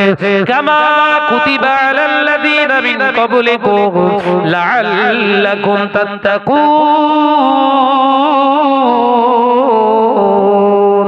একবার জোরে হবে না, আর কি জোরে হবে না? কামা কুতিবা আলাল্লাযীনা মিন ক্বাবলিকুম লাআল্লাকুম তাত্তাকুন। আমি আল্লাহ রোজা তোমাদের প্রদান করেছি, এই রোজা সিয়াম সাধনার ভিতর দিয়ে আল্লাহর ভয় তোমার ভিতরে প্রতিষ্ঠিত করো। রোজা আমাদের দেয়া হয়েছে কি কারণে? আল্লাহর ভয় নিজের ভিতরে প্রতিষ্ঠিত করার জন্য, সেই জন্য রোজা। আর সেই রোজা রেখে ইফতার চালাচ্ছি সুদ করে টাকা দিয়ে, ভয় ঢোকবে না বেরোবে? কথা বলে না তো, সব চুপ করে, সব ভয় ঢুকবে না বেরোবে?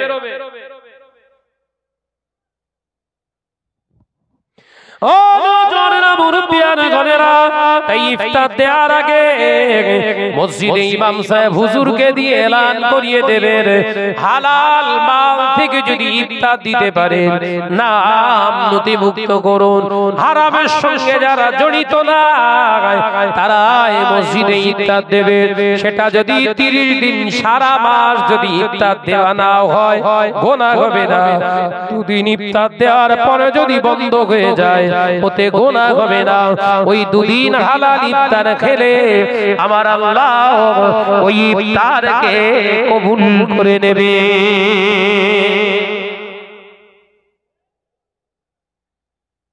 তাই পাগলামি করো না, ভাই হিসাবে বলে দিয়ে যাচ্ছি, পাগলামি করো না। ইফতার দেন একদম বেছে বেছে বেছে বেছে বেছে প্রাণ খুলে দরুদ শরীফ আল্লাহুম্মা।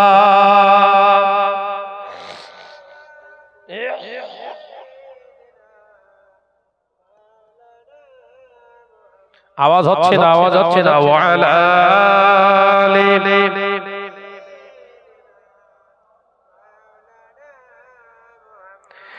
ডেকে লো রাসূলুল্লাহ পাকের কিনারে আমি সইতে পারি না বিরহ ব্যথা ধন্য করো দিদারে জোরে বলবেন না আরো জোরে হবে না নারে তাকবীর দেখে লো রাসূলুল্লাহ রোজা পাকের কিনারে আমি সইতে পারি না বিরহ ব্যথা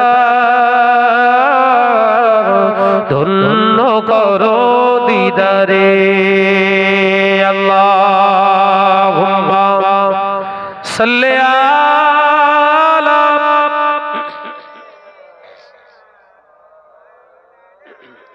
মাশাআল্লাহ মাশাআল্লাহ আরেকটু জোরে ওয়ালা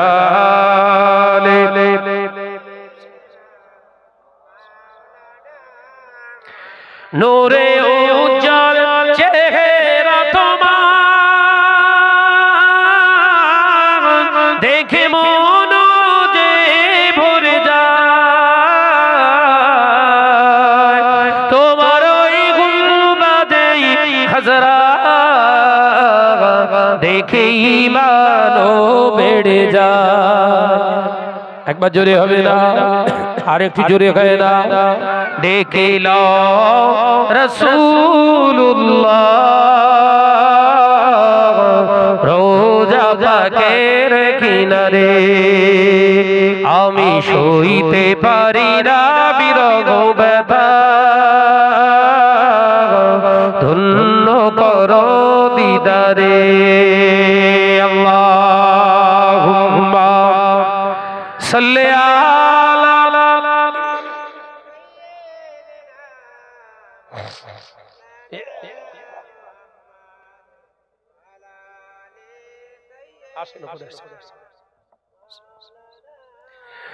মদিনার আকাশ মদিনার বাতাস মদিনার আকাশ মদিনার বাতাস মদিনার জবলে তোমাকে ও সালাম জানা একবার জোরে হবে না নারে তাকবীর ডেকে লো রাসূলুল্লাহ রোজা পাকের কিনারে আমি সইতে পারি না বিরহ ব্যথা ধন্য করো দিদারে আল্লাহুম্মা সাল্লি আলা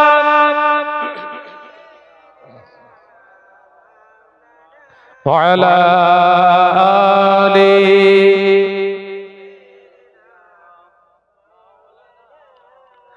আমার নজরেরা যুবকেরা ছেলেরা বাচ্চারা তাহলে আলোচনা বুঝিনি মসজিদে ইফতার দেওয়া যেমন নেকির কাজ ওই মসজিদে আবার ইফতার দেওয়াটাও হলো গুনার কাজ মাথায় ঢুকছে ইফতার হলি ধুনে দেবেন কে নাকি তাহলে ইফতারের মজলিস ছাড়া যারা ইফতার পার্টি করতেছে এরা কি হবে আর নাম দিয়ে ইফতার পার্টি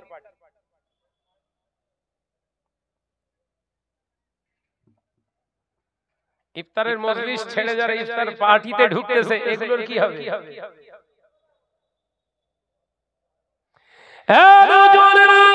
শরিয়াতের মাসালা বুঝু শরিয়াতের ফতোয়া হলো কোন মুসলমান হারাম খানা যদি বিসমিল্লাহ বলে মুখে তোলে সাথে সাথে বেঈমান হয়ে যায় কোন মুসলমান যদি হারাম খানা বিসমিল্লাহ বলে খায় সাথে সাথে বেঈমান হয়ে যাবে শুধু তাই নয় ও যদি ইফতার নেওয়ার কারণে বেঈমান হয়ে যায় ওর 14 ঘন্টা রোজা রাখা কি কাজ হয়েছে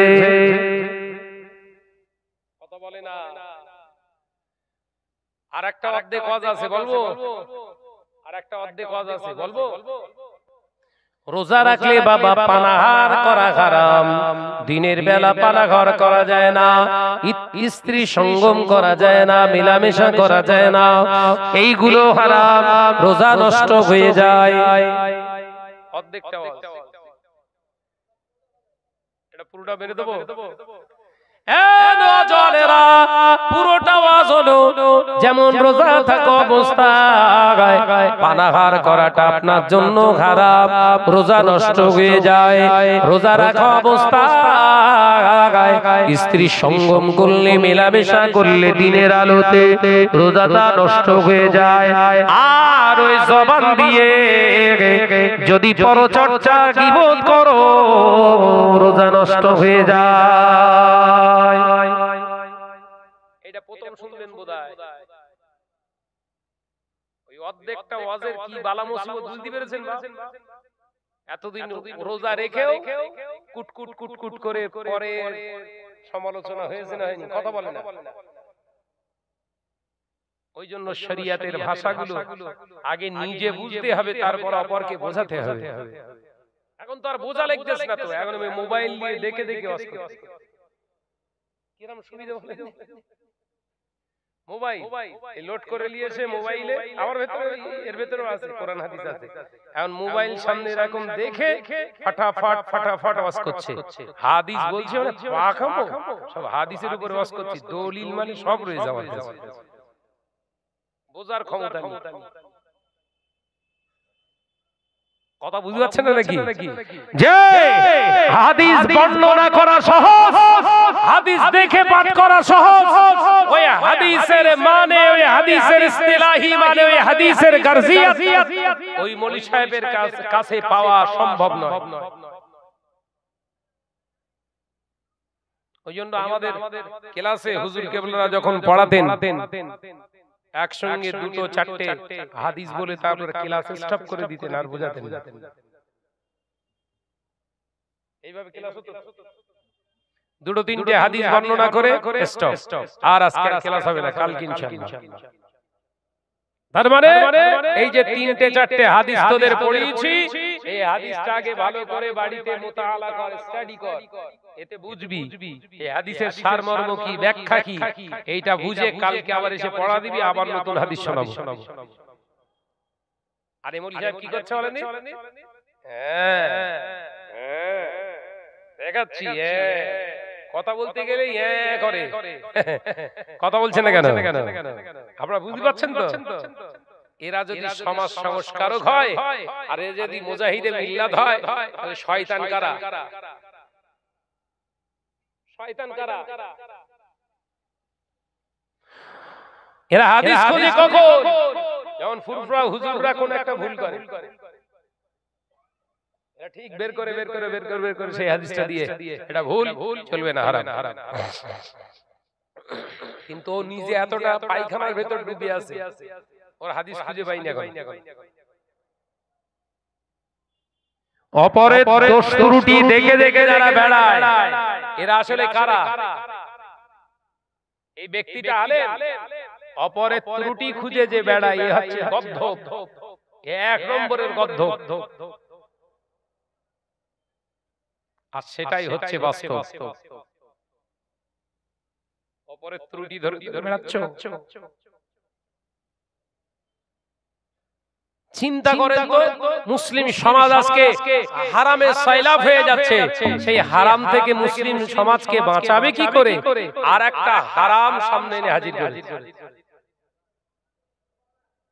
হারাম থেকে বাঁচাবে কি করে জাতিকে, এ নসিহত নেই, আবার একটা হারাম সামনে উপস্থিত করেছে। এই বলবো বলবো হারামটা কি বলবো? আপনারা জীবনে কোনোদিন দেখেছেন ফুরফুরার হুজুর কেবলাদের বাড়িতে যাওয়ার পরে মহিলাদের নিয়ে সামনে হুজুররা ওয়াজ করেছে? কথা বলেন। বসিরহাট দরবারে গেলে দেখেছেন? এখন নতুন আমদানি হচ্ছে, সব হাইব্রিড হুজুর বেরিয়েছে। কি হুজুর? হাইব্রিড। ওরা সামনে না, এখন স্টেজে হাজির করেছে এই লোক। এতদিন ওয়াজ করেছি, এতদিন ওয়াজ করছি, মহিলাদের কণ্ঠস্বর শোনা হারাম, বেগানা পুরুষদের জন্য শোনা মহিলাদের কণ্ঠস্বর হচ্ছে কানের কাবিরা, আপনার কানে জিনার গুনাহ। কি ধরনের গুনাহ? জিনার গুনাহ। জিনা যেরাম করলে গুনাহ হয়, ওই গুনাহ মহিলাদের কণ্ঠস্বরের আওয়াজ পুরুষদের জন্য শোনা, বেগানা পুরুষদের, বেগানা নারীদের কণ্ঠস্বর শোনা এতটাই হারাম। সেই মৌলী সাহেব এখন স্টেজে মেয়ে লোক তুলে নিয়ে বলছে বুখারী পড়ো, হালাল হয়ে গেছে। হ্যাঁ গরু, তুই যে এর আগে এত ফতোয়া দিয়ে ঘুরলি, মহিলারা যে মহিলাগুলো স্টেজে গজল পড়তে বলে তাদেরকে গোষ্ঠী উদ্ধার করে দিলি, এখন তোর কাছে হালাল হলো কোত্থেকে? তোর বাপের তৈরি করে নাকি শরিয়া? বললি বলে শাহনাজ বিরাট উল্টো পাল্টা বলে। রাগ হচ্ছে না, হয় না, কথা বলছে না কেন? মদিনার মসজিদে নবী শরীফে সাহাবায়ে কেরামদেরকে আল্লাহ নবী নসিহত করলেন, মহিলা সাহাবীরা উঠলেন, ইয়া রাসূলুল্লাহ, হাবিবাল্লাহ, হুজুর নারীদের জন্য আপনি আমাদের জন্য একটু নসিহত করুন, আপনার কাছ থেকে আমরা নসিহত শুনতে চাই। আল্লাহ নবী বললেন, এখানে পুরুষেরা আছে, তোমাদের জন্য এখানে নসিহত করা যাবে না। নারীরা আবেদন জানিয়েছে যে আপনি আমাদের জন্য একটু নসিহত করুন। নবী বললেন, এখানে তোমাদের ওয়াজ হবে না। ও আমার সাহাবীরা চলে যাও, আমার সাহাবী আব্দুল্লাহর বাড়িতে চলে যাও। আব্দুল্লাহর বাড়ির ঘরটা বা ঘরটা অনেক বড়, ওই বড় ঘরের ভিতরে তোমরা যতজন মহিলা এসেছো সব মহিলাগুলো ঢুকে যাও, আমি রাসূল পাক যাচ্ছি। আল্লাহ নবী সমস্ত সাহাবীরা মহিলা হুজুর এমনি করে হযরতে আব্দুল্লাহ রাদিয়াল্লাহু তাআলা আনহুর ঘরেতে চলে গেলেন। আল্লাহ নবী নিজে গিয়ে হাজির হলেন, সঙ্গে হযরতে হাফসে বেলালকে নিয়ে। আল্লাহ নবী বললেন, বাবা আব্দুল্লাহ, বাড়িতে কি মোটা কাপড় আছে? ইয়া রাসূলুল্লাহ, হাবিবাল্লাহ, আছে। আল্লাহ নবী বললেন, আমার সামনাসামনি ওটাকে পর্দা করে টাঙিয়ে দাও। একবার জোরে হবে। ভাই নবী পাকের চোখের গোনা ছিল? বল না রে বাপ। জবানের গোনা ছিল? হাত মোবারকের গোনা ছিল? চক্ষু মোবারকের গোনা ছিল? অন্তর মোবারকের গোনা ছিল? নবী তো সমস্ত গুনাহ থেকে পাক। সুবহানাল্লাহ বলে। সেই নবী পর্দা দিয়েছে কেন? সেই নবী মহিলাদের সামনে পর্দা দিলেন কেন? আর তুই মৌলী সাহেব, তোর গোনা নেই? তুই তো পরের বইয়ের দিকে তাকালে আর চোখ ফেলিস না। কথা বলে না? নবীর জন্য যদি পর্দা হয়ে থাকে, তোর জন্য কি দেওয়া উচিত? দেয়াল তোলা উচিত না? কথা বলছেন না কেন? নবীর জন্য যদি কাপড়ের পর্দা হয়ে থাকে, তোর জন্য তো দেয়াল ওঠার দরকার ছিল। এই মিয়া, তুই সামনে মেয়ে ছেলে পড়ছিস, বললি শাহনাজের নামে প্রচার করা হচ্ছে নাকি মহিলা শিক্ষা বিরোধী, শেখাবে কোরআন, আবার জবাই করাও শেখাবে কোরআন। এই শিক্ষার দরকার আছে? কথা বলছেন না কেন?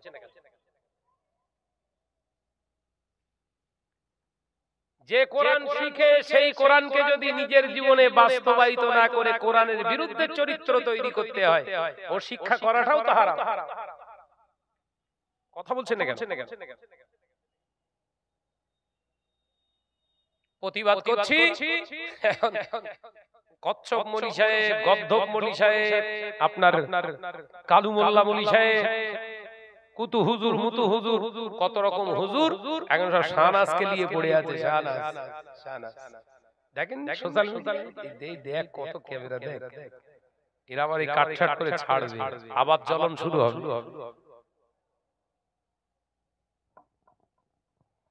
কালো তো ভালো, কালো তো জগতের আলো, কিন্তু এই কালো যদি হয় জাহান্নামের কালো, ওটা ভালো?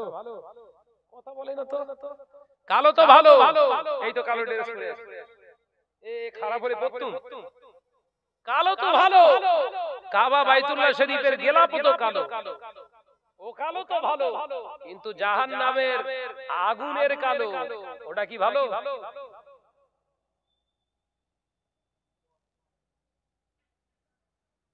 সব কালো কালো হয় না, সব কালো কালো হয় না, কিছু কালো আছে একেবারেই কালো, সেটার নাম হচ্ছে জাহান্নামের আগুন, একেবারেই কালো, ও ফর্সা হওয়ার কোনো লাইন নেই। তা কিছু মলি সাহেব বেরিয়েছে কেলে,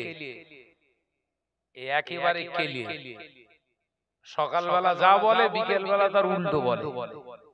কথা বুঝতে পারছেন নাকি? ও যেদিকে পড়ে পানি সেদিকে ধরে ছাতা, কথা বলে, যেদিকে পড়ে পানি সেদিকে ধরে ছাতা, এ কেলে সেই কেলে না, ও পুরোপুরি কেলে। এমনি বলিস আমি আল্লাহ এই সমস্ত ফিতনাদেরকে মুসলিম সমাজ থেকে আল্লাহ বিচ্ছিন্ন করে দেন, বলুন আমিন। আর জোরে বলি আল্লাহুম্মা আমিন। যত এরা সমাজে, এরা যত সমাজে স্টেজ পাবে তত সমাজ আরো কুশলিত হবে, জাহান্নামীমুখী হবে।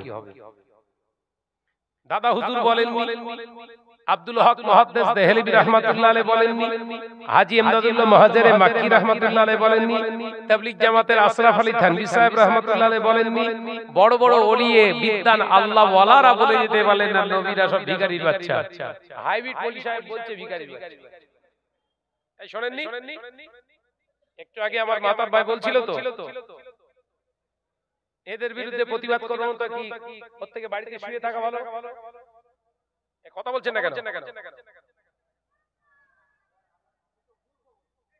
নবী পাক সাল্লাল্লাহু আলাইহি ওয়াসাল্লামকে কাউ ভাই বলছে, কি ভাই? জোরে বল না রে ভাই। আরে রাখাল রাখাল, অথচ আল্লাহ কোরআনে বললেন ইয়া আইয়ুহাল্লাযীনা আমানু ওয়ালা তাকুলু রাআইনা, কি বলছে? ওয়ালা তাকুলু রাআইনা। এই রাআইনা শব্দের অর্থ হলো রাখাল। ইহুদিরা কাফেররা রাসূল পাক সাল্লাল্লাহু আলাইহি ওয়াসাল্লামকে ডাকতেন রাখাল বলে। নাউযুবিল্লাহ। আল্লাহ বললেন ওয়ালা তাকুলু, তোমরা বলো না, খবরদার তোমরা বলবে না রাআইনা, আমার হাবিবকে তোমরা রাখাল বলবে না। আল্লাহ নিষেধ করছেন, আরে কালিমুল্লাহ বলছে এর ছেড়ে দেওয়া যাবে? কথা বলছেন না কেন? আমরা কি ওই রকম শিক্ষা অর্জন করেছি?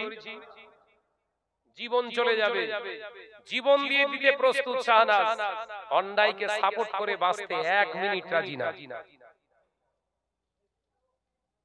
আল্লাহ আমাদের বোঝার তৌফিক দেন, বলুন আমিন। আরো জোরে বলি আল্লাহুম্মা আমিন। ভাইরা, মা, নওজওয়ানেরা, যুবকেরা, ছেলেরা, বাচ্চারা, পর্দানাশীনা মা ও বোনেরা, শুনে রেখে দিন, জেনে রেখে দিন, আমি আয়াতে কারিমা ওই জন্য পড়েছি, আল্লাহ কোরআন পাকের ভিতরে জানিয়ে দিলেন ইয়া আইয়ুহাল্লাযীনা আমানু, হে আমার বিশ্বাসী সম্প্রদায় বান্দারা, আমি আল্লাহ পাক জানিয়ে দিলাম আতিউল্লাহ, আমি আল্লাহ আমার ইতাআত তোমরা করো, ওয়া আতিউর রাসূল, আমার হাবিবের ইতাআত তোমরা করো, ওয়া উলিল আমরি মিনকুম, ওই সমস্ত আলেমে দ্বীনের ইতাআত তোমরা করো, ওই সমস্ত আলেমে দ্বীনের সোহবতে তোমরা যাও যে আলেমগুলো শুধু ইলম হাসিল করেছে, ওরা দুনিয়ার জমিনে কোরআন পড়ে, দুনিয়ার জমিনে হাদিস পড়ে, এটাই শেষ কথা নয়, যতটুকু পড়েছে ততটুকুর উপরে আমল করেছি কিনা দেখো। ওই আলেমের কাছে তোমরা যাবে যে আলেমটা ইলম অর্জন করে আতিউল্লাহ, আল্লাহর ইতাআত করেছে, আল্লাহর ইতাআত মানে আল্লাহর হুকুমের গোলামিত্ব করেছে, ওয়া আতিউর রাসূল, শুধু হাদিস মুখস্থ করেন না, হাদিসগুলো পড়ে তার উপরে জীবন গঠন করেছে, ওয়া উলিল আমরি মিনকুম, আমি আল্লাহ বলছি ওই আলেমের সোহবতে তোমরা যাবে, আমি আল্লাহ আমার হাবিবের সন্ধান পেয়ে যাবে। একবার জোরে হবে না? তাহলে কোন আলেমের কাছে যেতে বলছে? এই দেখে দেখে ওয়াজ করে শুধু ওর কাছে, কোরআন খুলে তাফসীর করে ওর কাছে না, ও যে কটা লাইন পড়ে ওই কটা লাইনের উপরে জীবন চলে। বোঝাতে পারলাম না তো? যে কটা লাইন এখানে ওয়াজ করছি আমি, ওই কটা লাইন যদি আমি আমল করি তাহলে আল্লাহর কাছে হলাম আমি আলেমে কামে। কথা বুঝাতে পারলাম না? আর 100 লাইন ওয়াজ করে এক লাইনও আমল করিনি, আমি শুধু আলেম, আমার কাছে পাওয়া যাবে না আল্লাহর রাসূলের সন্ধান আছে না? ওই আলেমরাই তো বলতেছে আমরাই হলাম সেরা, আবার সে এমন ঢাকা মারে দেয় মনে হয় ওর বাপের পৈতৃক সম্পত্তির উপর বসে দিয়েছে। সেবেড়ে দিতে পারি, আমি বললাম না এই সময় দরকার ছিল সরকারি ভাবে বৈধতা দেয়া। কি করা, কথা বুঝাচ্ছেন না? আমার ভারতবর্ষের ল কনস্টিটিউশন আমাদেরকে ওই শিক্ষা দেয় না, ওই জন্য বেঁধে যায়। নইলে ইসলামী ল অনুযায়ী এই যে যারা বলেছে নবীকে কাউবয়, যারা বলেছে নবীকে ভিখারির বাচ্চা, এদেরকে যে মৌলভী সাহেবরা যুক্তি বুদ্ধি দিয়ে সাপোর্ট করে চালানো সব কটা পেড়ে দিতে পারে। অন ক্যামেরায় বলছি, আরে ফতোয়ার কিতাবের শিবিয়ারা কাফের, সমাজে যে কাফের ঘুরছে এরা কাফের, ও কাফের আলাদা। আর যারা বিশ্বাস করে আমানতু বিল্লাহি, আল্লাহ এক, আল্লাহকে আমি রব বলে ঘোষণা করলাম, ওয়া মালাইকাতিহি, এবং আল্লাহর ফেরেশতাদের বিশ্বাস করলাম, আর রাসূলিহি, আল্লাহর রাসূল আল্লাহর নবীদের প্রতি বিশ্বাস করলাম, ওয়া কিতাবিহি ওয়া কুতুবিহি, সমস্ত কিতাবীদের উপরে আমি কিতাবের উপরে বিশ্বাস করলাম। এই সমস্ত মিয়াগুলো যখন নবীকে ভিখারির বাচ্চা বলে, কাউবয় বলে, এদের শরীয়তের ফতোয়া হলো কাফের, এরা কুফরি করেছে, সঙ্গে সঙ্গে এদের কতল করার হুকুম।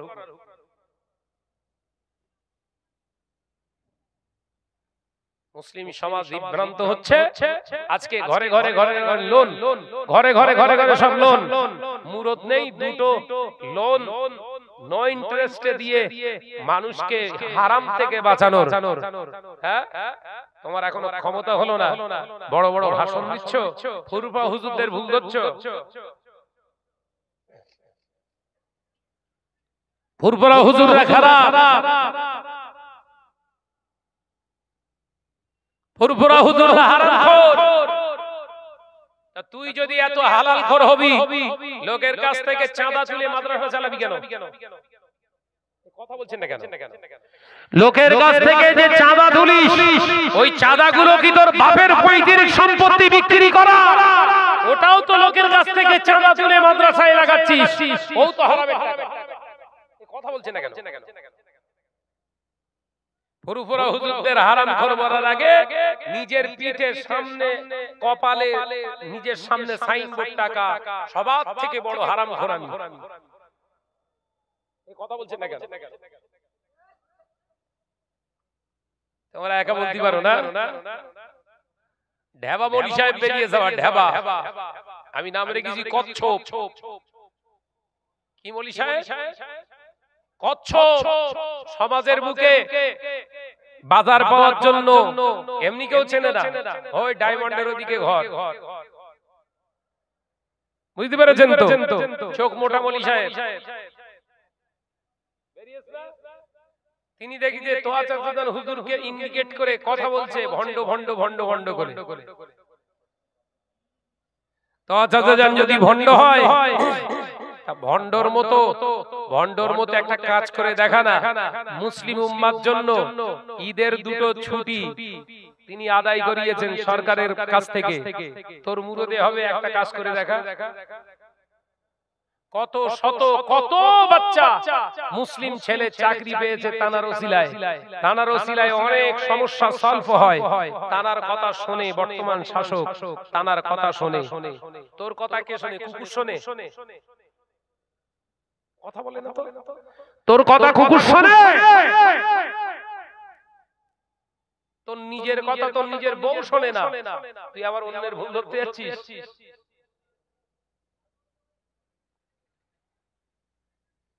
আমার শুধু আফসোস হয়, কি বলেন দিন, এই সময় হযরতে উমর রাদিয়াল্লাহু তাআলা আনহু কেন বেঁচে নেই? সব পেড়ে দিত। কথা বলছেন না কেন? হযরতে ওমর যদি হায়াতে থাকতে এই সব কটা পিসকে আগে জবাই করত। কুরবানি চাঁদের আসার আগে এগুলোকে কুরবানি হতো। হযরত ওমর রাদিয়াল্লাহু তাআলা আনহু মদিনার মসজিদে নবী শরীফে বললেন, ও আমার নবী পাকের সাহাবীরা, মায়েরা, আমি ওমর বলছি, আজকের পর থেকে আর তোমরা মসজিদে নামাজ পড়তে আসবে না। কে বলছে? শুনছেন নাকি? হযরত ওমর রাদিয়াল্লাহু তাআলা আনহু বললেন, ও নবী পাকের পাগলেরা, ও মায়েরা, বোনেরা, রাগ করবেন না। আমি ওমর, আমি চিন্তা ভাবনা করে দেখেছি সমাজে ফিতনা বেড়ে যাচ্ছে। ফিতনা বাড়ার কারণে আমি ওমর ডিসিশন নিলাম, আমি কিয়াস করলাম, ইজমা করলাম। আমি ইজমার দ্বারা চিন্তা করে দেখলাম মহিলাদের জন্য এই রাতের অন্ধকারে নামাজ পড়তে আসাটা ঠিক নয়। তাই আজকে থেকে তোমরা মসজিদে নামাজ পড়তে এসো না, তোমরা নিজেরা ওয়াক্তের নামাজগুলো বাড়িতে আদায় করে নেবে, বাড়িতে ওয়াক্তের নামাজগুলো আদায় করে নেবে। আমার আল্লাহ তোমাদেরকে অবশ্যই সেই সাবধান করে দেবে। হযরতে ওমর কি করলেন? মসজিদে মহিলাদের আসা নিষেধ করলেন। কিসের ভয়ে? ফিতনা। কথা বুঝাচ্ছেন নাকি? সাহাবীদের যুগের কথা বলছি, বলো। সাহাবী দেখতে পাচ্ছে ফিতনা, আরে মৌলী সাহেব দেখতে পাচ্ছে না, পাশে মৌলী সাহেব বসে আছে, মৌলী সাহেবের পাশে মেয়ে ছেলে বসে আছে, ফিতনা দেখতে পায় না। তাহলে এই কি মুফতি? কানা মুফতি না? এ কি মুফতি? জোরে বলে, কানা মুফতি না? এ কানা মুফতি সমাজ সংস্কার করবে না সমাজে আরো আবর্জনা ভরবে? কোনটা? আল্লাহ নবী দিন ও দুনিয়ার বাদশা হাবিবুল্লাহকে, নবী জনাবে মুহাম্মদুর রাসূলুল্লাহকে সাল্লাল্লাহু আলাইহি ওয়াসাল্লাম জলিল কদর সাহাবী আমাদের আম্মা জান হযরতে আয়েশা সিদ্দিকা রাদিয়াল্লাহু তাআলা আনহা হুজুর আমার হায়াতে রয়েছে। আল্লাহ নবী ইন্তেকাল হয়ে গেলেন, দয়ার নবী রাহমাতাল লিল আলামিনের রওজা মুবারক হলো, মাজার মুকাদ্দাস হলো, যেই জায়গায় তিনি ইন্তেকাল করেছিলেন ওই জায়গায় তাকে কবরস্থ করা হলো। একবার জোরে বলবেন না? আল্লাহর নবী যেখানে তিনি ইন্তেকাল করেছিলেন ওই জায়গাতেই রাসূলুল্লাহর কবরস্থ করা হয়েছে। তার মানে সেটা ছিল তো ঘর। রাসূলের এখন যেটা রওজা মুবারক, ওটা আসলে কি ছিল? আমার নবী পাকের হুজরা মুবারক, ওইটাই হচ্ছে রাসূলের ঘর। ওখানেই দাফন করা হলো। ভাই, স্বামী স্ত্রী থাকলে এই স্বামী স্ত্রী থাকার জায়গাটায় যদি স্বামী দাফন করা হয়, স্ত্রী কোথায় থাকবে? বিবি কোথায় থাকবে? আল্লাহ নবী দয়ার নবী রাহমাতাল লিল আলামিনের কলেজার বিবি আম্মা জান হযরতে আয়েশা সিদ্দিকা রাদিয়াল্লাহু তাআলা আনহা হুজুর আমার দেখতে পাওয়া যায় আল্লাহ নবীর কবরের মাজার মুকাদ্দাসের পাশে একটা চাদর নাই, কিছুই টাঙালেন না। আল্লাহ নবীর কবরের পাশেই তিনি বিছানা করে শুতে লাগলেন। একবার জোরে বলুন। নবী মাজার মুকাদ্দাসে শুয়ে আছে কবরের ভিতরে, আর পাশে আম্মা জান শুয়ে আছে, কোনো পর্দা নেই। কথাটা কিন্তু বুঝতে হবে খুব ডিপলি। আল্লাহ নবী দয়ার নবী রাহমাতাল লিল আলামিন হুজুর আমার দয়ার নবীর কবরের পাশে আম্মা জান হযরত আয়েশা সিদ্দিকা রাদিয়াল্লাহু তাআলা আনহা ঘুমাতে লাগলেন। নো টেনশন, নিজের ঘরের ভিতরে রাসূলুল্লাহর কাছে তিনি আছে। হঠাৎ দেখতে পাওয়া যায় হযরত আবু বকর ইন্তেকাল হয়ে গেল। হযরত আবু বকর আরজু জানালেন, আমার রওজা মুবারকটা, আমার কবরটা আমার রাসূলুল্লাহর পাশেই দেয়া হবে। ওসিয়াত করে গেলেন। হযরত আবু বকরের ওসিয়াত মাফিক আল্লাহর নবীর পাশেই তাকে দাফন করে দেয়া হলো। একবার জোরে বলবেন না? ঘর ডাকা এইসব বুঝতে পারছেন না নাকি? ঘরটা কার? রাসূলের তো। ওই ঘরেই তো আম্মা জান আয়েশা শুচ্ছে। ওই ঘরে এখন শুয়েছে কে?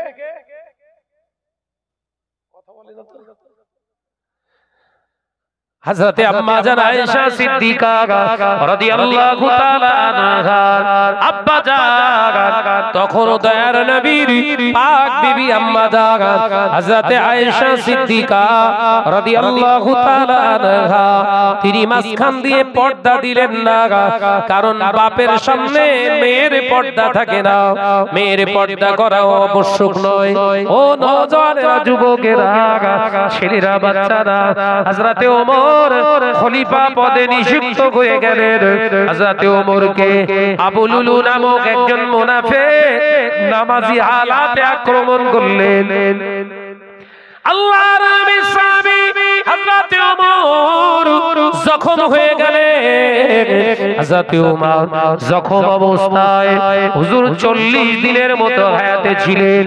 ওই 40 দিনের ভিতরে ও নিজের ছেলে আব্দুল্লাহকে বললেন, ও আবার আব্দুল্লাহ ইবনে ওমর, বাবা আব্দুল্লাহ তুমি যাও আম্মা জান আয়েশাকে যে একটু জানাও আমার রাসূলুল্লাহর মাজার মুকাদ্দাসের পাশে যেন আমাকে একটু শোবার মতো জায়গা করে দেন, আমার কবরটা যেন আম্মা জান হযরতে আয়েশা সিদ্দিকা আমার রাসূলুল্লাহর কবরের পাশে আমার কবরটা হতে দেন।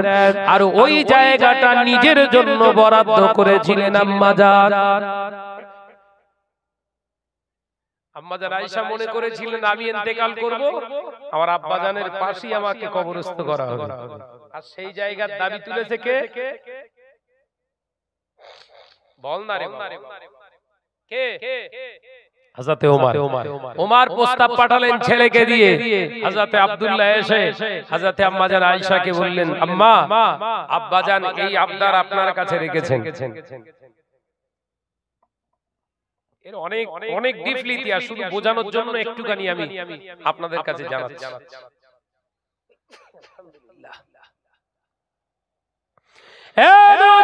যুবকেরা, ছেলেরা, বাচ্চারা, পর্দানশীরা, মা ও বোনেরা, আল্লাহ নবীর নবীর কলেজার বিবি আম্মা জান হযরতে আয়েশা সিদ্দিকা রাদিয়াল্লাহু তাআলা আনহা হযরতে ওমরের প্রস্তাবটা মেনে নিলেন। কবরস্থ করা হলো হযরতে ওমর রাদিয়াল্লাহু তাআলা আনহু। হুজুর আমার আল্লাহ নবী সাহাবী আবু বকরের ঠিক হাঁটু বরাবরের কাছে শুয়ে রইলেন। আল্লাহর নবীর দুইজন সাহাবী যখন রাসূলুল্লাহর কবরের পাশে, কবর মোবারক রওজা মোবারকের পাশে তাদের কবরস্থ করা হলো, আম্মা জান আয়েশা সিদ্দিকা রাদিয়াল্লাহু তাআলা আনহা এবার থেকে ওই দিন থেকে মোটা একটা কাপড়ের পর্দা করে দিয়ে তিনি পর্দার আড়ালেতে শুতে লাগলেন। জোরে বলুন। আমি বোঝাতে পারছি না, বলো আপনাদের। রাসূল শুলেন, পর্দা টাঙালেন না। বাপ শুলেন, পর্দা টাঙালেন না। ওমর শুলেন, পর্দা। দুটো প্রশ্ন এখানে আমার। কটা প্রশ্ন? দুটো প্রশ্ন। এখানে প্রথম প্রশ্ন হচ্ছে, তিনি তো দুনিয়া থেকে চলে গেছেন, এই মৃত মানুষের জন্য পর্দা করলেন কেন?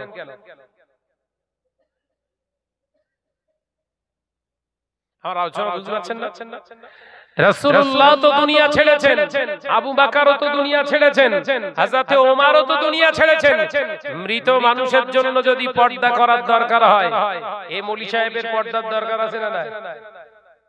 তাহলে মুফতি না বাগান ঠেলা?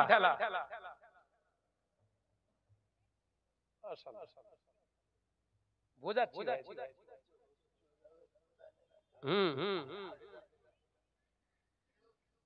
এই কথা বলে না কেন? ভাই এসে তাহলে আম্মা জান আয়েশা রাদিয়াল্লাহু তাআলা আনহা স্বামীর জন্য পর্দা করলেন না, বাপের জন্য পর্দা করলেন না, দুজনাই ইন্তেকাল করেছে। তারপরে হযরতে ওমরের কবরস্থ করার পরে পর্দা টাঙালেন। তাহলে মৌলী সাহেবের এখনো কি আক্কেল মাড়ি উঠেস বলে মনে হয়? এই মৌলী সাহেবের কি এখন আক্কেল মাড়ি উঠেস বলে মনে হয়? এই আবার হাদিস দেখে বর্ণনা করে বলে আমি বিরাট কিছু জানি, তোর কলকে কাবাব করে দেবো, আমার নাম শাহনাজ।